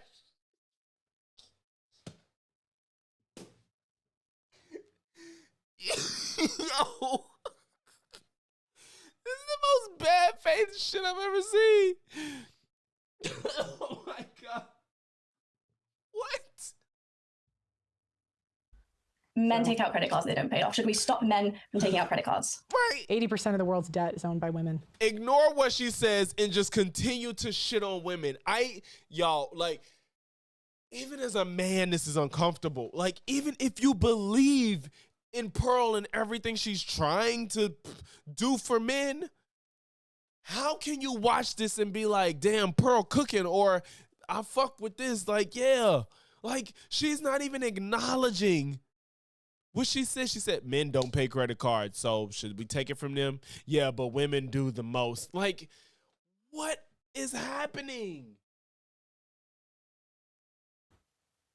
And 20% of the world's debt is owned by men. Right, but I don't like could we start with the women? So women are more likely to shoulder certain burdens within like the home anyway, which probably increases the likelihood that they're going to be the ones shouldering the debt. So for example, like until 1974, it's overwhelmingly the case that like men are signing off on this stuff, and then after that, it's overwhelmingly the case that women and mothers are signing off on it because then this like responsibility switches over. So oftentimes in a partnership, both of them are carrying debt. Both of them are carrying a similar amount of debt, but it's more often co-signed within the woman's name, so it looks like women have more debt. Yeah, I would say if you look at the degrees that women are taking out, it's degrees that don't make any money. She strays. We talking about oppression. Now she done went from women got the most debt. Women don't pay their debt back. Women get degrees that ain't worth nothing. We talk about oppression. And now you talk about this. Overwhelming. She just has talking points. She can't have a conversation. She cannot have a conversation. She has talking points, and that's it. So you're talking about like college degrees? Yes, partially. Yes. Master's degrees, it never ends. Okay. Yeah. So you think that it's not oppression to tell women what kind of college degree they should do and to the extent to which they should be taking out credit card loans? The challenge should be mandating that for women. I don't really care what women spend as long as they pay it back. But the problem is now women are. I love how she's presenting this as if men don't pay back shit, like their debt or their loans. Like this presentation is crazy. Paying it back. Like what women spend $500,000. That's kind of like how debt works, right? Like if you have debt, you're probably like struggling to pay it back. No, because men actually do pay back their debt. Like if you look at men versus women and student debt, men are actually making payments on their debt where women are defaulting.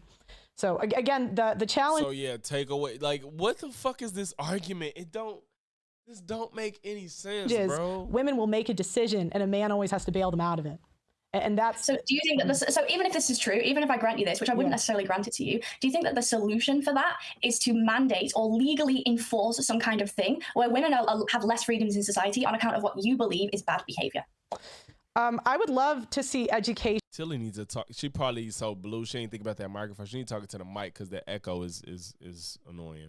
Get unsubsidized in the United States. I don't know if that's a gendered thing, but women are the ones that mostly do it. I personally, that would be something I would love to see in my lifetime.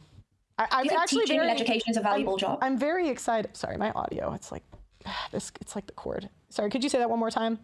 Do you think that teaching or educating is a valuable job? Maybe at one point, but nowadays people graduate high school, they can't even read.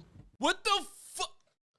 What is this response? Do you think education is valuable? Yeah, it was at one point, but now people graduate high school and can't read. First of all, no. Now, you can argue people have a low level of reading comprehension, but don't say people graduate high school and can't read. That's just not true. That's just not true. Most people aren't graduating high school and can't read. That's ridiculous. I'm from Chicago. It's really bad here. You're not from fucking Chicago. Pearl is nowhere near Chicago, y'all. Don't let her keep saying this. I keep forgetting the exact city. I'm finna tell y'all. Hold on. It's terrible here. Okay. Yeah. Do you think that without teachers, we probably have a little bit of a difficult time? No. You think that we don't need teachers? I don't think because education is subsidized in the United States, so it's very hard to fire bad teachers. So that is not what I asked. I asked, do you think that teaching is like a valuable job to have in society? So for example, if I taught your child to read, would you be like, oh, that's a good thing, Tilly taught my child to read? Or would you be like, fuck Tilly for teaching my kid to read? Yeah. Pearl is 30 plus minutes from Chicago. She's not in what we consider the Chicago area, y'all. Pearl keeps saying, I'm from Chicago. She is not from Chicago. I'm sorry. Chicago, you can have a zip code or address that's not Chicago, but still be considered Chicago. Pearl is out of that perimeter. She is not anywhere near what we consider the Chicago area.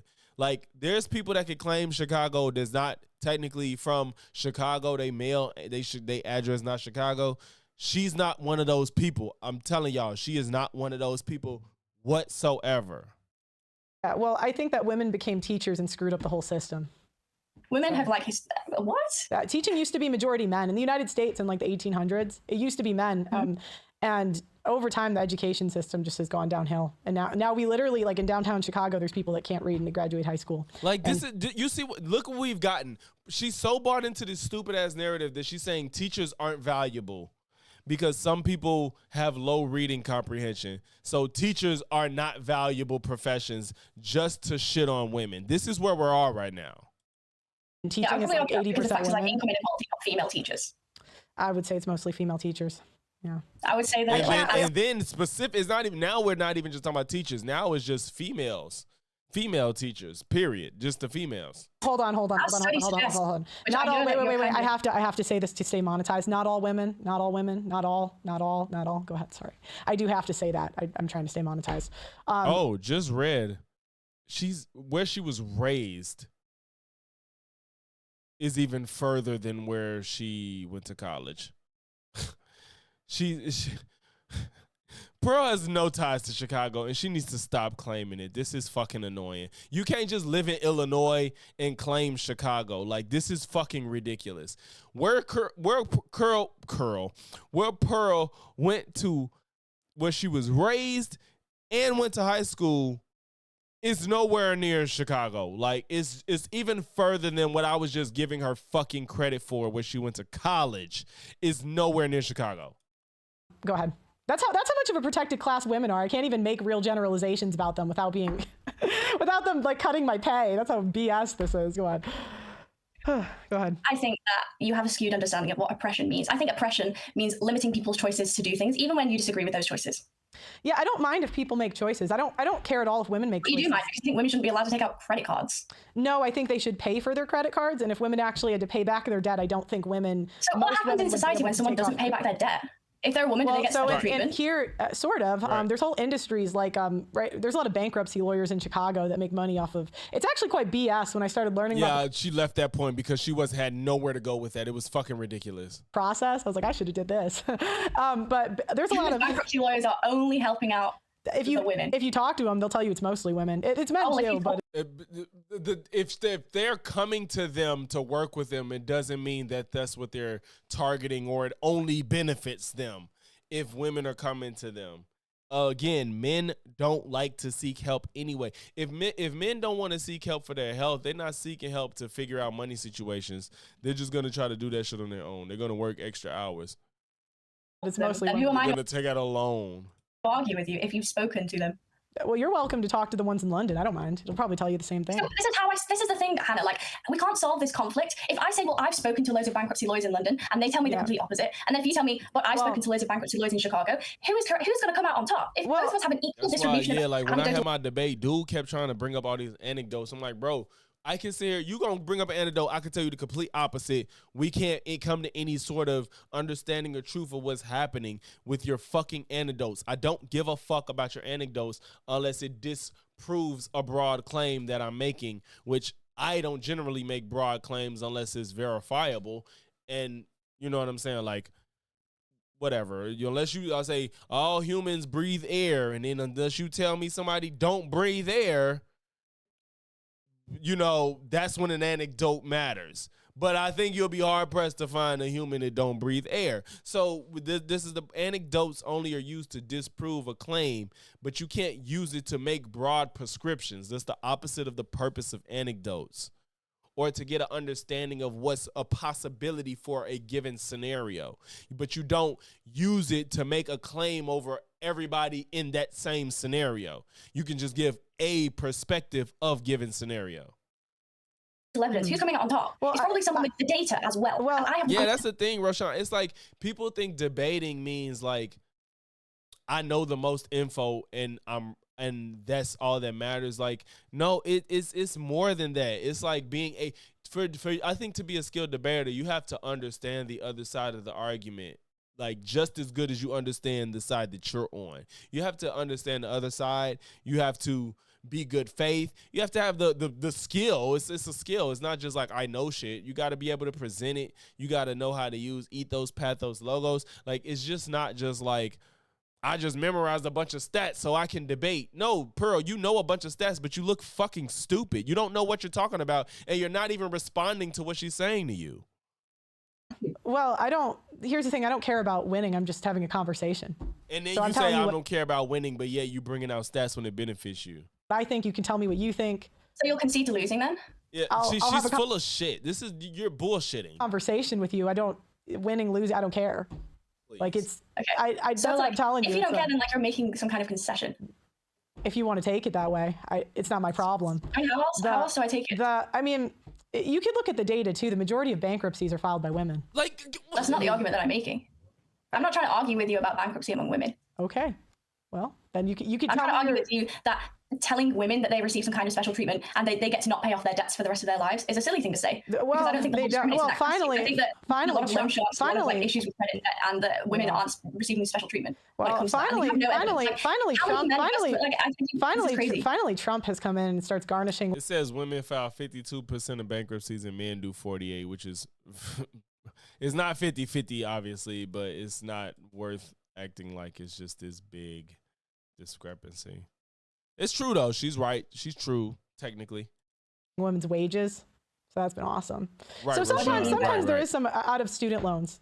So again, because women are the ones defaulting majority on their student loans. So finally Trump has come in, and I can't remember the law he passed. How about maybe some more? How about this? Maybe women are defaulting more because they end up divorced and having to deal with the kids. Therefore, they can't make as much money. How about let's think a little bit stronger than just a woman is involved. A woman is involved. Therefore, they're the one that's doing something incorrect. How about women are often they get married, and if they get divorced, they're dealing with the kids. Therefore, they can't make as much money. Therefore, they're ended up defaulting on their loans. How about that? How about generally more women are in fields where they make less money in general? So it's just like, I don't think that is. What women are we talking about? Women that's making a high salary probably aren't defaulting on their loans, Pearl. And the women that aren't making high salaries, they're no different than the men that aren't making high salaries but got a degree in X, Y, and Z and ain't paying their loans. Just like, this is fucking stupid. But basically, they can take it out of your bank account now, where before they would just default and you couldn't take it out of their bank account. Thank God. So do you think this should apply for, like, what if men are doing humanities degrees as well? Yeah, I agree. But so more women do it. Is it the issue is that you devalue a humanities degree or something? So why don't we just get rid of humanities degrees, Pearl? Your job wouldn't exist if there wasn't people that did humanities. That's not necessarily worthwhile. I don't know anything about a humanities degree, but it doesn't sound like it. I don't know. Imagine being a college grad. Well, I don't even know if she graduated. I'm not gonna say she did or didn't. I don't know. Imagine going to college and not knowing what a humanities degree is. Do you know what the humanities means? I don't know anything about that degree. You're welcome to tell me. But what I would do if I was to analyze that. It's not even a specific one. It's a genre. I don't know if the right word is genre, but it's a. You got Bachelor of Science and the Arts. I think they use humanities interchange. Like humanities, I think is like the UK version of the arts. Because I would look at the. So the humanities is like humanities so you have average. Like you have science, technology, engineering, maths. Men are more likely to do this, and then you have humanities subjects. So this is like I study humanities subject. I study like political science and international relations. You have like economics, history. that's a humanity. Oh no, English all of these. Okay, I know what you're talking about. You have law is a humanity. So women are more likely to do that, and men are more likely to be doing STEM. Classic. But this gap is kind of closing as you see more gender equality happening anyway. Well, the challenge is. So is your issue with the fact that women are doing bad degrees, or is your issue with the fact that like no one should be doing a humanities degree? I don't care what degree you want to do. I'm looking at the subjects that entails. None of these seem to have a high ROI. So if you don't make the money back and pay back the money, and then society has to bail you out and they pass things like student loan forgiveness, which comes from our taxes, that's when I have a problem. It is the majority one gender that is doing that. But if a man does it too, I have the same problem. My issue I think is this when is also you're not an issue that's really specific to the US, which has extremely inflated tuition fees. So people probably feel that they have much more skin in the game when it comes to mandating what they believe people's personal choices should be. In the United Kingdom, can you guess what our tuition fees look like? I went to school in the UK. I think my you did? Yeah, you know firsthand. We are way cheaper than you guys over in the US. And we're more likely therefore to get the second ROI. But I gotta be honest, you guys are So do you think maybe it's the system of like tuition fees dealing a bad hand, or do you think it's women making bad choices? Because for example, if you have a woman in like China who goes to pursue a degree in something, that's going to look very different to a woman in America pursuing the same degree. So would you say that it's like a national issue rather than a gender issue? No, because I didn't really see a difference. Like the girls, and this is what I mean with firsthand experience, right? The women I went to school with, none of them were really working in their field. Like maybe it's because I'm an athlete, but half of them are trainers. They didn't even get jobs in their field. So like what the fuck is they athletes and they're trainers? That's yes, it's not maybe what they majored in, but it's still something that a skill they acquired probably through being an athlete. They decided to be personal trainers. What the fuck? To school, made friends with a bunch of athletes, and then got surprised. Yeah, well, I played volleyball in England for 3 years. Oh my god! And all your friends were like athletes as well. The people I knew were athletes. Some were friends, some weren't. But she didn't want to admit it. She didn't want to admit it because she knew she was walking into a trap. She knows that she's walking into a trap. She said, well, oh yeah, most of your friends are athletes because obviously your athlete friends are probably, if they don't major in their major, they're probably going to do something within their athletic expertise. And Pearl didn't want to admit that. She's like, well, yeah, some people, yeah, some are friends, some I just knew. She didn't want to admit that because she's like, oh, so they are using what they know something about to have a career. Yeah. And then a lot the people I knew were athletes. Some were friends, some weren't. But yeah. And then a lot of them ended up going on to become like trainers. A lot of them, good percent, or like working in like serving. Like a lot of them. A lot of those women, like all of these women becoming personal trainers. Well, it wasn't just that. It was so like full of shit. It wasn't just that. It was like serving jobs. My point is they weren't working in the field. So like you made friends with people who are athletes, and then those athletes went on to become personal trainers, and then you're deciding that means women don't use their humanities degrees. Well, it wouldn't just be that. It would be patterns that I've seen, not just there, but like even in undergrad in it would be the same thing, different countries, women getting degrees in one thing and not working in that. I mean, what percent of STEM do you think those are women? STEM. That's a good question, actually. I think that we're seeing a little bit more of an even distribution these days of STEM subjects between men and women because gender equality measures have increased. Not really. There's less barriers to entry for women nowadays. It's 22%. And even when they get into the field, like for example, most female doctors quit before they're 40. What the fuck? Why is she? Look, this goalpost moving is just never ending. I feel like, bro, I don't even know where we started until he has just followed her down this rabbit hole. Because now women, for as far back I can remember, is women pick stupid degrees, and I guess now we're acknowledging that there's some women that don't pick degrees that Pearl deems stupid. And she's like, okay, well, women are doctors. She's like, yeah, well, the women that are doctors, they don't stay in the field till they're 40. Pearl, even if I granted you that, why is it? You don't give a fuck about any whys. You just say shit to make women look bad. How about usually if a woman is a doctor, she's probably marrying a man that makes probably more money than her, the same or more, and she's probably not working because she had a kid or something. Pearl, obviously that's the reason. If I granted you women stop working by the time they're 40 as a doctor, it's because they had a baby and they may be able to afford to not work. Like, come the fuck on, which is what you seem to want to advocate for, since women ain't good for shit but kids. Well, you barely think that's a thing because you say they kill them. Like, come on, you not consistent with any of your worldview. Nothing is consistent because everything leads to women bad. Yeah, most doctors are quite rich by the time they're 40. No, they're not. That's actually just not true.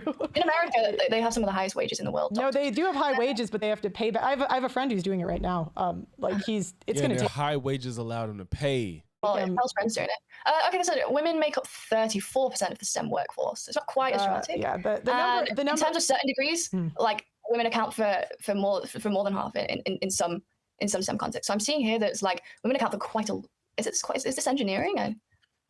So women are underrepresented in STEM degrees. They're less likely to go for STEM degrees, but I don't think it's quite as dramatic as like 22%. It looks more like 35 to 40%. So it's like a 10 to 15% difference. Correct, but the challenge is if you look at how long they stay in the field, most of them quit before the 10-year mark. And the thing with the doctors, they quit because it's harder than they thought, is my take. You're probably going to say... Is it that women 10 years into their career are suddenly realizing it's hard, or is it that women 10 years into their career are more likely to have a child? Well, if you have a kid, they have daycare now. So you can get daycare. Right. It's not really... Well, if they've got daycare, I don't really see a point. And then they could start again. Would you agree that a lot of women end up quitting their job when they have a child? And the thing is most women aren't even having kids. Like, that's why they keep talking about the birth rate. A lot of women are having kids. What's the birth rate's less than 2? What are you talking about? Oh, I know loads of women who have kids. So how are you gonna argue with that? I know loads of women, and they actually all have like 10 kids. I used to live across the street from a couple who had 12 kids. That's crazy. How old were they? So take your birth rate statistic and shove it. Because, that's like, totally I know more than you. I know a guy who has that's 17 fine. kids. I'm asking you questions. So if that's true, how old were the parents? The parents were when I was younger. I'm actually going to go here. You know what? Like, if we're actually using this metric, if we're actually being like insane, I'm going to go here. Right? Go ahead. So I was at the time. This is 8 years ago. So I'm 20 years old. I would have been 12. Okay. When I knew this couple who had a bunch of kids. I think they even had a TV show. They owned a pie shop, and their TV show was about how they just had so many fucking kids, and they couldn't stop having kids. And then this was entertaining for people. So this is 8 years ago. The couple would probably they were quite a young couple. They started having kids pretty young, so 40, 45. Okay, but my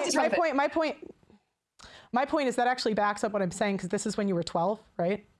Yes. Yeah, so okay. Different. Like I'm from a family of 10 kids.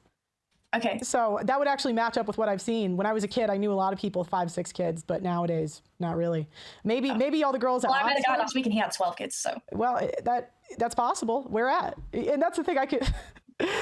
How old is he? How old is he? If you just throw anecdotes at me and then you give me some kind of ought from that, if you say like this is. Do you know? Okay. Do you know what? Okay, Tilly. Do you understand why I'm like? Well, that doesn't make sense. I can just lie to you. Tilly, do you know what good faith is and bad faith? Do you know what the difference is? Yeah, and I think that it's a bad faith argument to continue throwing anecdotes at me when I present factual information. And I'm taking the logic like ad absurdum to demonstrate to you that this is an absurd way to argue. I've been polite to you. Would you agree or disagree? Like, I've let you come on. I think I've been. No, you totally have. You totally have. Correct. But when good faith is, I'm not gonna assume that. Tilly came for a debate. Pearl said she doesn't want to debate. It's a conversation, but then it turns into a debate that Pearl claims she doesn't want to debate. You're lying.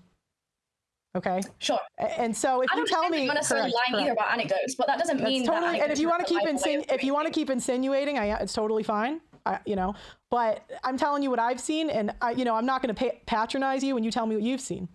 So if you tell me that you've met this person, I'll just ask you questions. What I'm going to say is it doesn't necessarily belong in a conversation where we're thinking about actual broad, sweeping generalizations about society. And the example that I bring is when you told me a bunch of my friends didn't use their humanities degrees. I'm an athlete. I had loads of athletes friends, and then they became personal trainers. Do you understand how that actually doesn't tie into anything about humanities degrees whatsoever? All it ties into is your friend group and who you were friends with. Well, this is why anecdotes are way more unreliable than studies. Well, I did see a similar thing, because I'm thinking like the girls that studied psychology. There's a lot of them on my team, both in the U.S. and here, and they just didn't seem to work in the field if they did anything in writing, anything. And you can say that's not what you've seen. You can tell me what you've seen at Oxford, but there's no need to like patronize me if I'm being polite to you. You know what I mean? I love how now Pearl is getting backed into a corner, and now she wants to pull out. I've been polite to you this whole time. Meanwhile, I don't give a fuck how polite you are if you're serving me steak on a shit platter. Like, you've been saying bullshit, and you haven't been quote unquote rude to her, but you've been so bad faith that it warrants her getting a little amped with you, because you're not even being real. You're saying that being a teacher is useless now. You're saying that women not being able to get a credit card 50 years ago is not oppression, and that's just bad faith. And so now she's a little upset and perturbed with you, and now you're like, I haven't been rude to you, so like I don't get it. Like, girl, get the fuck out of here. No, I'm not being patronizing at all. I'm just saying it's a silly metric, right? Rashawn. I'm not patronizing you as a person. I'm sure that you have experienced those things. I'm sure your anecdotes. That's totally. We could go back and true. forth. What you do going forward is up to you. I'm just letting you know. Okay, so how do you think? So you think the credit cards were oppressive? What else did you think were oppressive? No, I think that banning women from having credit cards was oppressive. Okay, that's totally fine. What was there anything else that you think women were oppressed? Yeah, I think that women have historically been the victims of violent crime, domestic abuse, violent crime from men towards women, and domestic abuse, and rape and femicide. Say grape if you don't. Marriage is increasing. If you don't, I'm sorry. If you don't, I do have to. I'm going to let you go, but say grape just for YouTube. I tried to say, yeah. I didn't tell you that. That's my fault. But just say grape. No, okay. That is okay. So yeah, women are the primary victims of grape, and that includes, for example, warfare. So for example, grape victims have higher rates of PTSD than veterans, and also oftentimes we can take various examples of wars where men have gone and fought in wars, but for every man that has fought in a war, upwards of 3 to 4 women have been raped. Okay, 3 to 4 women. And where do you find this 3 to 4 women have been raped? I'm not saying you're wrong. I'm just wondering where it came from. No, of course. So you have examples like the Republic of the Congo from like 1998. Okay. So this is the grape capital of the world. Okay, cool. And there are also a lot of active combatants in the Congo. And if you look at these figures, what you'll see is that about 3 to 4 women are raped per man involved in that war in the Congo. Could you do me a favor? And if possible, can we stick to the West? And the reason is because when you start bringing in Africa and these other countries, it's just out of my scope. I don't want to like argue about something I don't know. You know, if you're welcome to like bring that back, but I would primarily love to just stay in the West. Is that possible? Okay, so can we do Soviet invasion of Germany then? We can, but I'd really just prefer to keep UK, America. So just the fine, that's fine. The West. I did say the West. That's fine. You just say the West. I did. Fine. Like, go ahead. Sure. Like so in like 1944 and 45, you have 1 to 2 million German women are raped, and the Soviet soldiers in Europe at the time is like 4 million. So this is a case where like you have about 0.5 women raped per soldier. But this is also like something where it's super concentrated among certain divisions, and it's also like disproportionately affecting a bunch of civilian women. So you have soldiers. Bro, I'm off some shit too. Versus civilian women, and like even if we conservatively generalize from a bunch of case studies, I know you said stick to the West, but if we conservatively generalize like globally, and also if we generalize from wars that happen within the West, even though a lot of wars that happen are proxy wars outside of the West, where Western soldiers then are out like diffuse across Europe and outside of it, so that they can like impose whatever agenda or. And what is your definition of grape? Does that include like? Is that like knife to your head, or sorry, knife to, grape, or is this like drunken regret grape? Like what is the? Look how Pearl brain thinks. Look at her brain. She thinks that this woman thinks. I don't even Tilly does claim to be a feminist, but she's never struck me as the feminist that thinks like a woman that a guy grabbed her butt has been raped. Like, she doesn't strike me as the type to think something like that. Like, and now look, do you think like a woman that regrets it is a great, like, come on. You might have. If someone has sex and then drunkenly regrets having it, then no, obviously they weren't raped. Okay. See, she's not bad faith. She's not like one of, and she never struck me as such. And for her to even propose that is crazy. All right, fine. So my opinion is that I don't have a new alley to go down, so let me find some other bad faith tactics. Men built civilization. Historically, men worked laborious jobs 6 to 7 days a week and went off and died in wars. Women stayed inside. They were teachers. They were secretaries. They raised the kid. They were cleaners. I do think rape is women unfortunate. Are more cleaners. Let's just. I got to call it. I do think I'm not pro-rape. You know, that's unfortunate. That did happen in wars. But I would say historically men did have it harder, and women were a protected class, especially in America. If women were such a protected class, then why were so many women raped as a weapon of war? And why is it that rape victims, who are overwhelmingly women, have higher rates of PTSD than veterans? Well, PTSD, I would say suicide is a better, you know, because you can kind of, you know, take a survey and do whatever. But if you look at suicide rates of veterans, I mean, more veterans in America have committed suicide than all of the world wars combined. It's really not good. That's because more men are successful at committing suicide. I know that sounds like a crude way of saying it, but about the same amount as men, of women attempt suicide. But it's just that men are more likely to be successful at it because they use more violent methods. Like they're more likely to I understand that women also attempt, but I got to look at who's dying here. And this is kind of my issue. Why does that matter more? Well, this is kind of my issue with feminists is I never understand why you guys, when you talk about a men's issue. Roshan, it's funny because bro Rasta in here too. He just had his first Cutwaters like last week. That shit crazy. Y'all really new to the Cutwater. Like that's a terrible thing, right? But we always have to make it about women. Like I never understood why we can't say, hey, you know, because I have relatives that served, right? And these are guys that like, you know, they went overseas for 20 That's because you mixed it, bro. You had a bad experience, bro. You wasn't supposed to mix that shit. 30 years. And the stuff they come back, like they came back with is pretty rough. So I just never understood why we try to minimize men's issues. And you kind of do. I would never minimize a veteran going through terrible things. Yeah. I also have relatives who are veterans, and I think that it is a men's issue. And I'm totally like as someone who advocates against all unnecessary wars and for justice for men. And I think as much as humanly possible, we should be avoiding conscription and the draft for everybody. I'm definitely not someone who would minimize it. Well, what are we gonna do? That's why you said you. Man, I wanted to tell you. You said you was fucked up because you mixed it. On the ground are that rape has a higher rate of PTSD. That's not different types. Saying that PTSD among veterans is like minimal and like not that. Okay, so not that right, but why even bring that up then? You know what I mean? It's like why? Because I'm demonstrating. Because you asked me a question about how women have been historically more oppressed than men. If you have one Cutwater, one specific type, you're gonna be fine. But they're strong, so you can't drink a bunch. If you know that you a lightweight. I'm not saying you a lightweight roster, but you bought a bunch of different flavors, and didn't you say you drank different flavors in one night? And I've given you one, and then you've told me that I'm actually just doing a minimization tactic. Yeah, well, because you guys kind of do make a difference. You're drinking because they're not all like tequila or they're not all vodka. Like different flavors got the tequila, rum, vodka, whiskey. Like they got different flavors. You can't just drink them all. They're gonna fuck you up. And that's why I keep trying to say when we talk about women and talk about men, let's try to keep it separate if we can. Because I've just noticed whenever I bring up like a men's issue, like if I say, you know, men don't have access to their kids, it's always, well, women don't have access to their kids. Or if But that's not what's happening, Pearl. This part of the conversation is still you asking about women being oppressed. She brought up women being oppressed, and now you're talking about, yeah, I'm bringing up men shit, and now you're talking about women. You're not even following the conversation because you're just so hell-bent on talking points. You're not even listening to the conversation at this point.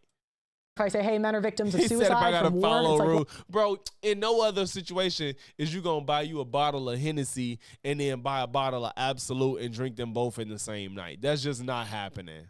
Women have PTSD too. It's like, I think it's because you're using those facts to make prescriptive claims about what women should do in response. Like I would totally go to a conference or whatever it is and like hear men's stories and listen to them speak about the horrible things that they've been through and empathize with them on the fact that they've experienced this oppression in society. I'm not going to go and show up to a conference where when men like make these claims and then from that what follows is and also like women's claims. Well, you realize like veterans. I believe in equal footing in that. Well, you realize like veterans are a good percentage of my audience. So, you know, it's like they listen to this, you know, this pretty blonde girl, right? And she's like, yeah, well, women have suicide too. You know, it can be. No, that's not what I'm saying at all. Yeah. I'm saying that if you've been raped, that is also like likely to happen during a war. Yeah. Okay. So these are things that veterans might also share. So for example, like if you're a veteran and a woman, like you've probably experienced some kind of SA. I'm just streaming till this video over, which only has 20 some odd minutes, but it's sped up. So maybe like 10 minutes. I'm done after this. Rape in your life.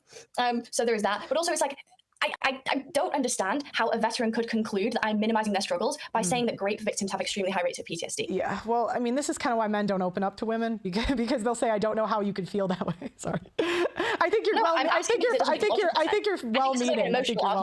you're well-meaning, but I'm just telling you how it comes across. But it don't come across that way. She even like, I'm not somebody that just sides women because they women, but she just seems like she's coming from an actual place of, one, good faith, and two, honesty about the reality of the situation.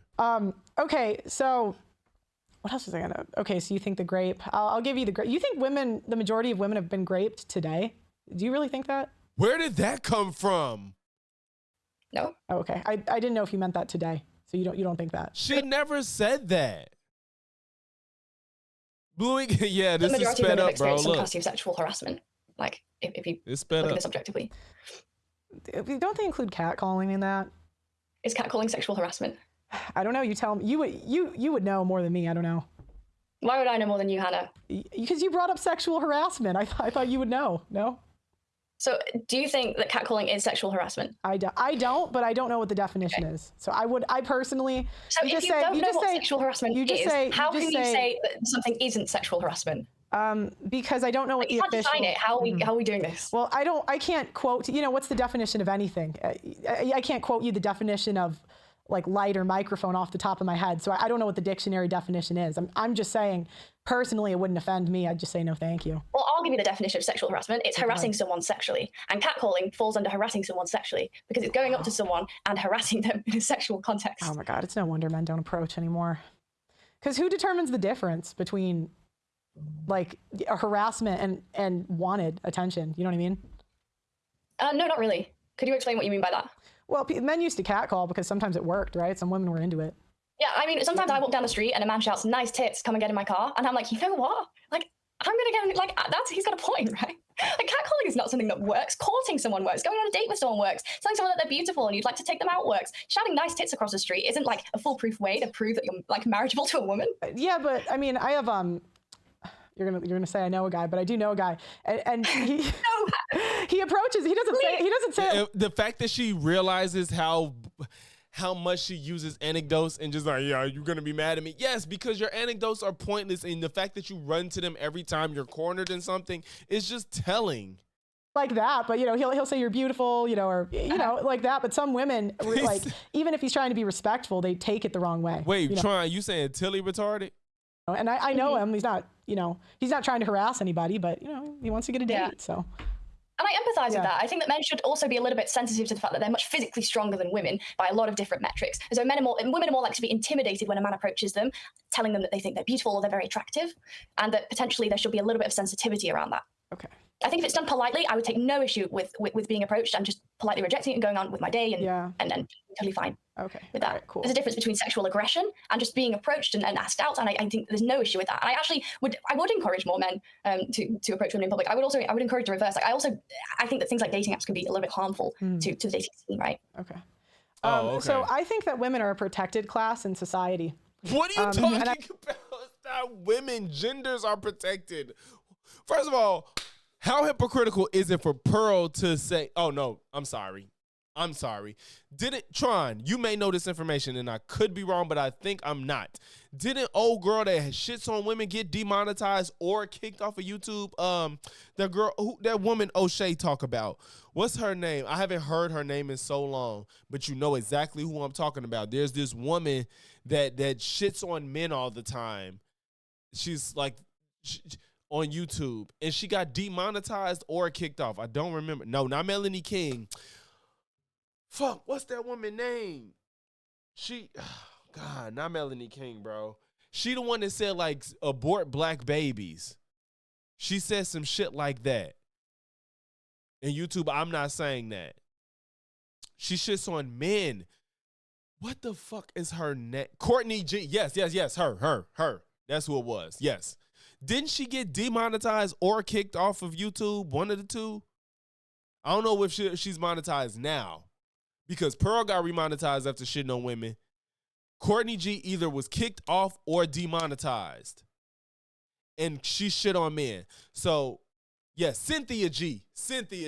Yes, not Courtney. Cynthia G. Yes. She got demonetized just like Pearl. Pearl sitting here pretending like she's a victim of, oh, women are a protected class. No, gender is protected. Oh, if she kicked off too, even worse, even that goes against Pearl's case if she got kicked off. I don't know what she said, but I know she got demonetized. Therefore, Pearl, what you're talking about, women being special, is no different because Cynthia G did the most to shit on men. I want to know, why don't feminists fight for women to do 50% of the manual labor in society? So like construction, plumbing, electrician. They're not fighting for 50%. Real feminism, what feminism I think should be, and for the most part is today, is to give women the opportunity to do what the fuck they want, bro. It ain't like we got to have 50% CEOs. We got to have 50% construction workers. We got to have 50% whatever. Shut the fuck up.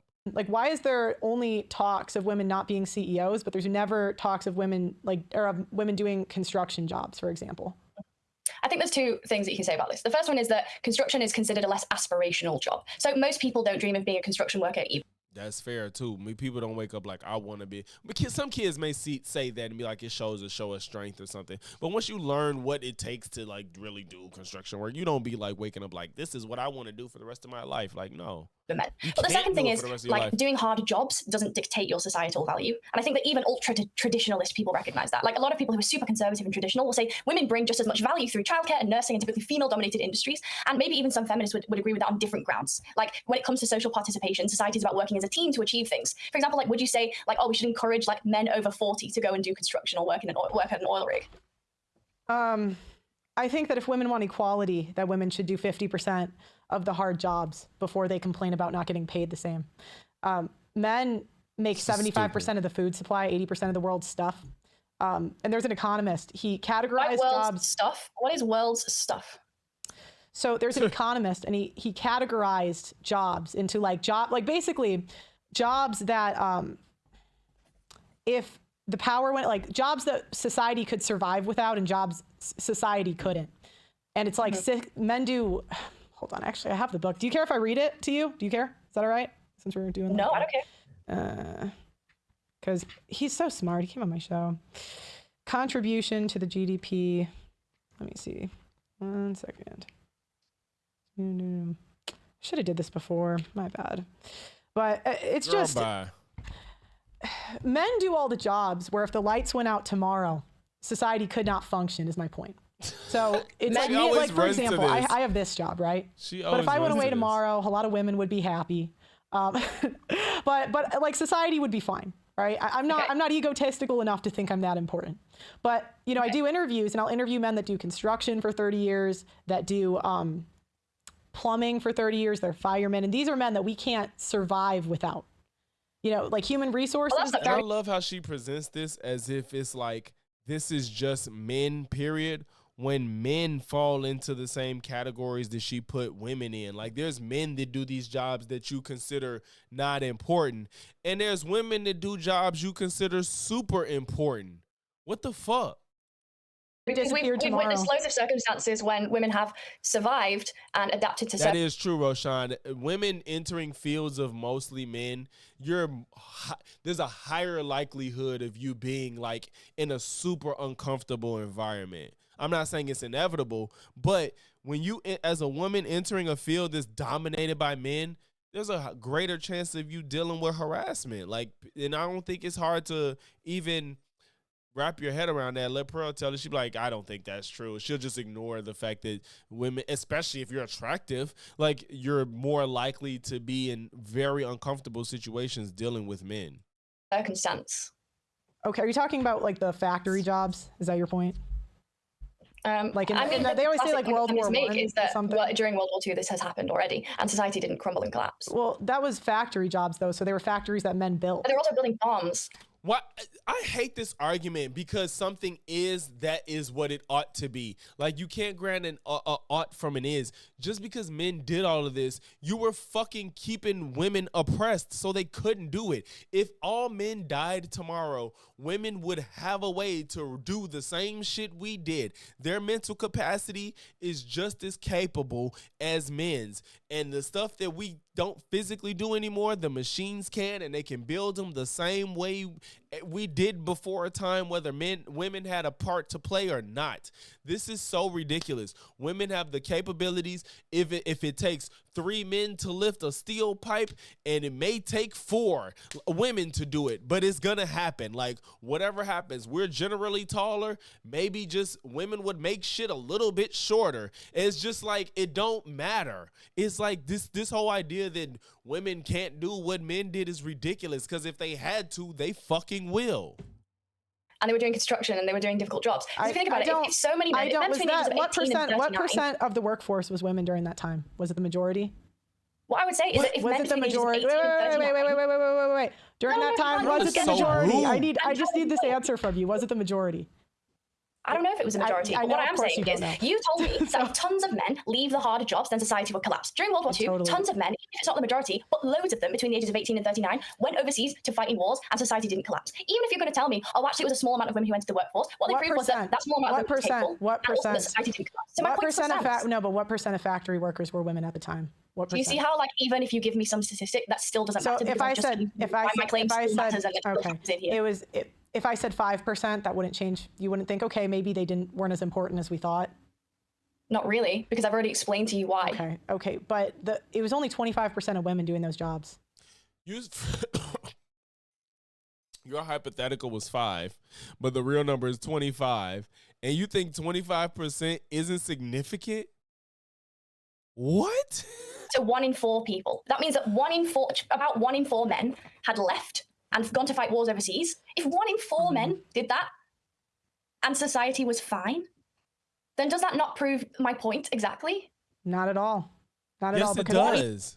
Still, because if the women, a quarter of people is a lie, bro. In the workforce, doing the difficult jobs, doing the construction, being women and doing it well, such that, for example, England does really well in war when this happens. Because if the 25% went away, they would be fine. But I think they wouldn't be fine. If 25% of the workforce fucking died, then that would be awful. That would not be fine. I don't even know if that's sustainable. 25% of the workforce is crazy. You're actually proving my point that women love taking credit for men's work.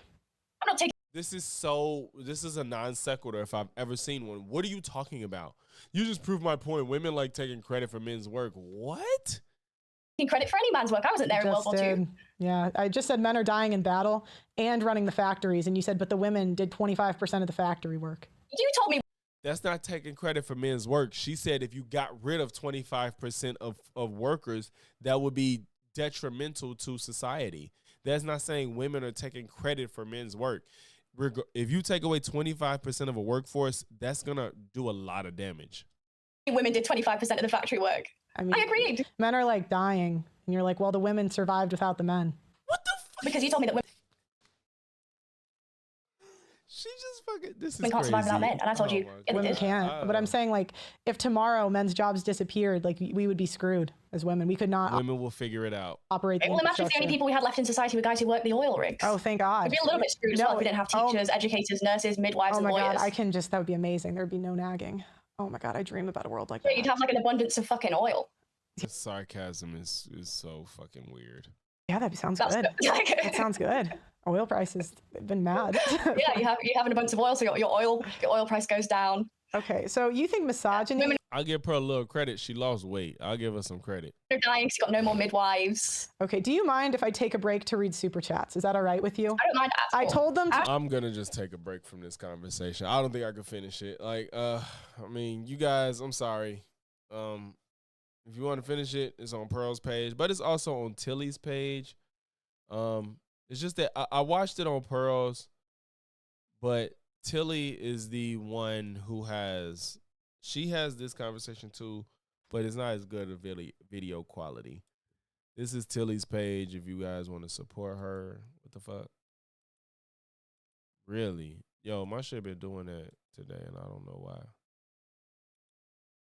Yeah, man, I can't take it no more. But that's a Blonde Praxis Tilly. This is her YouTube.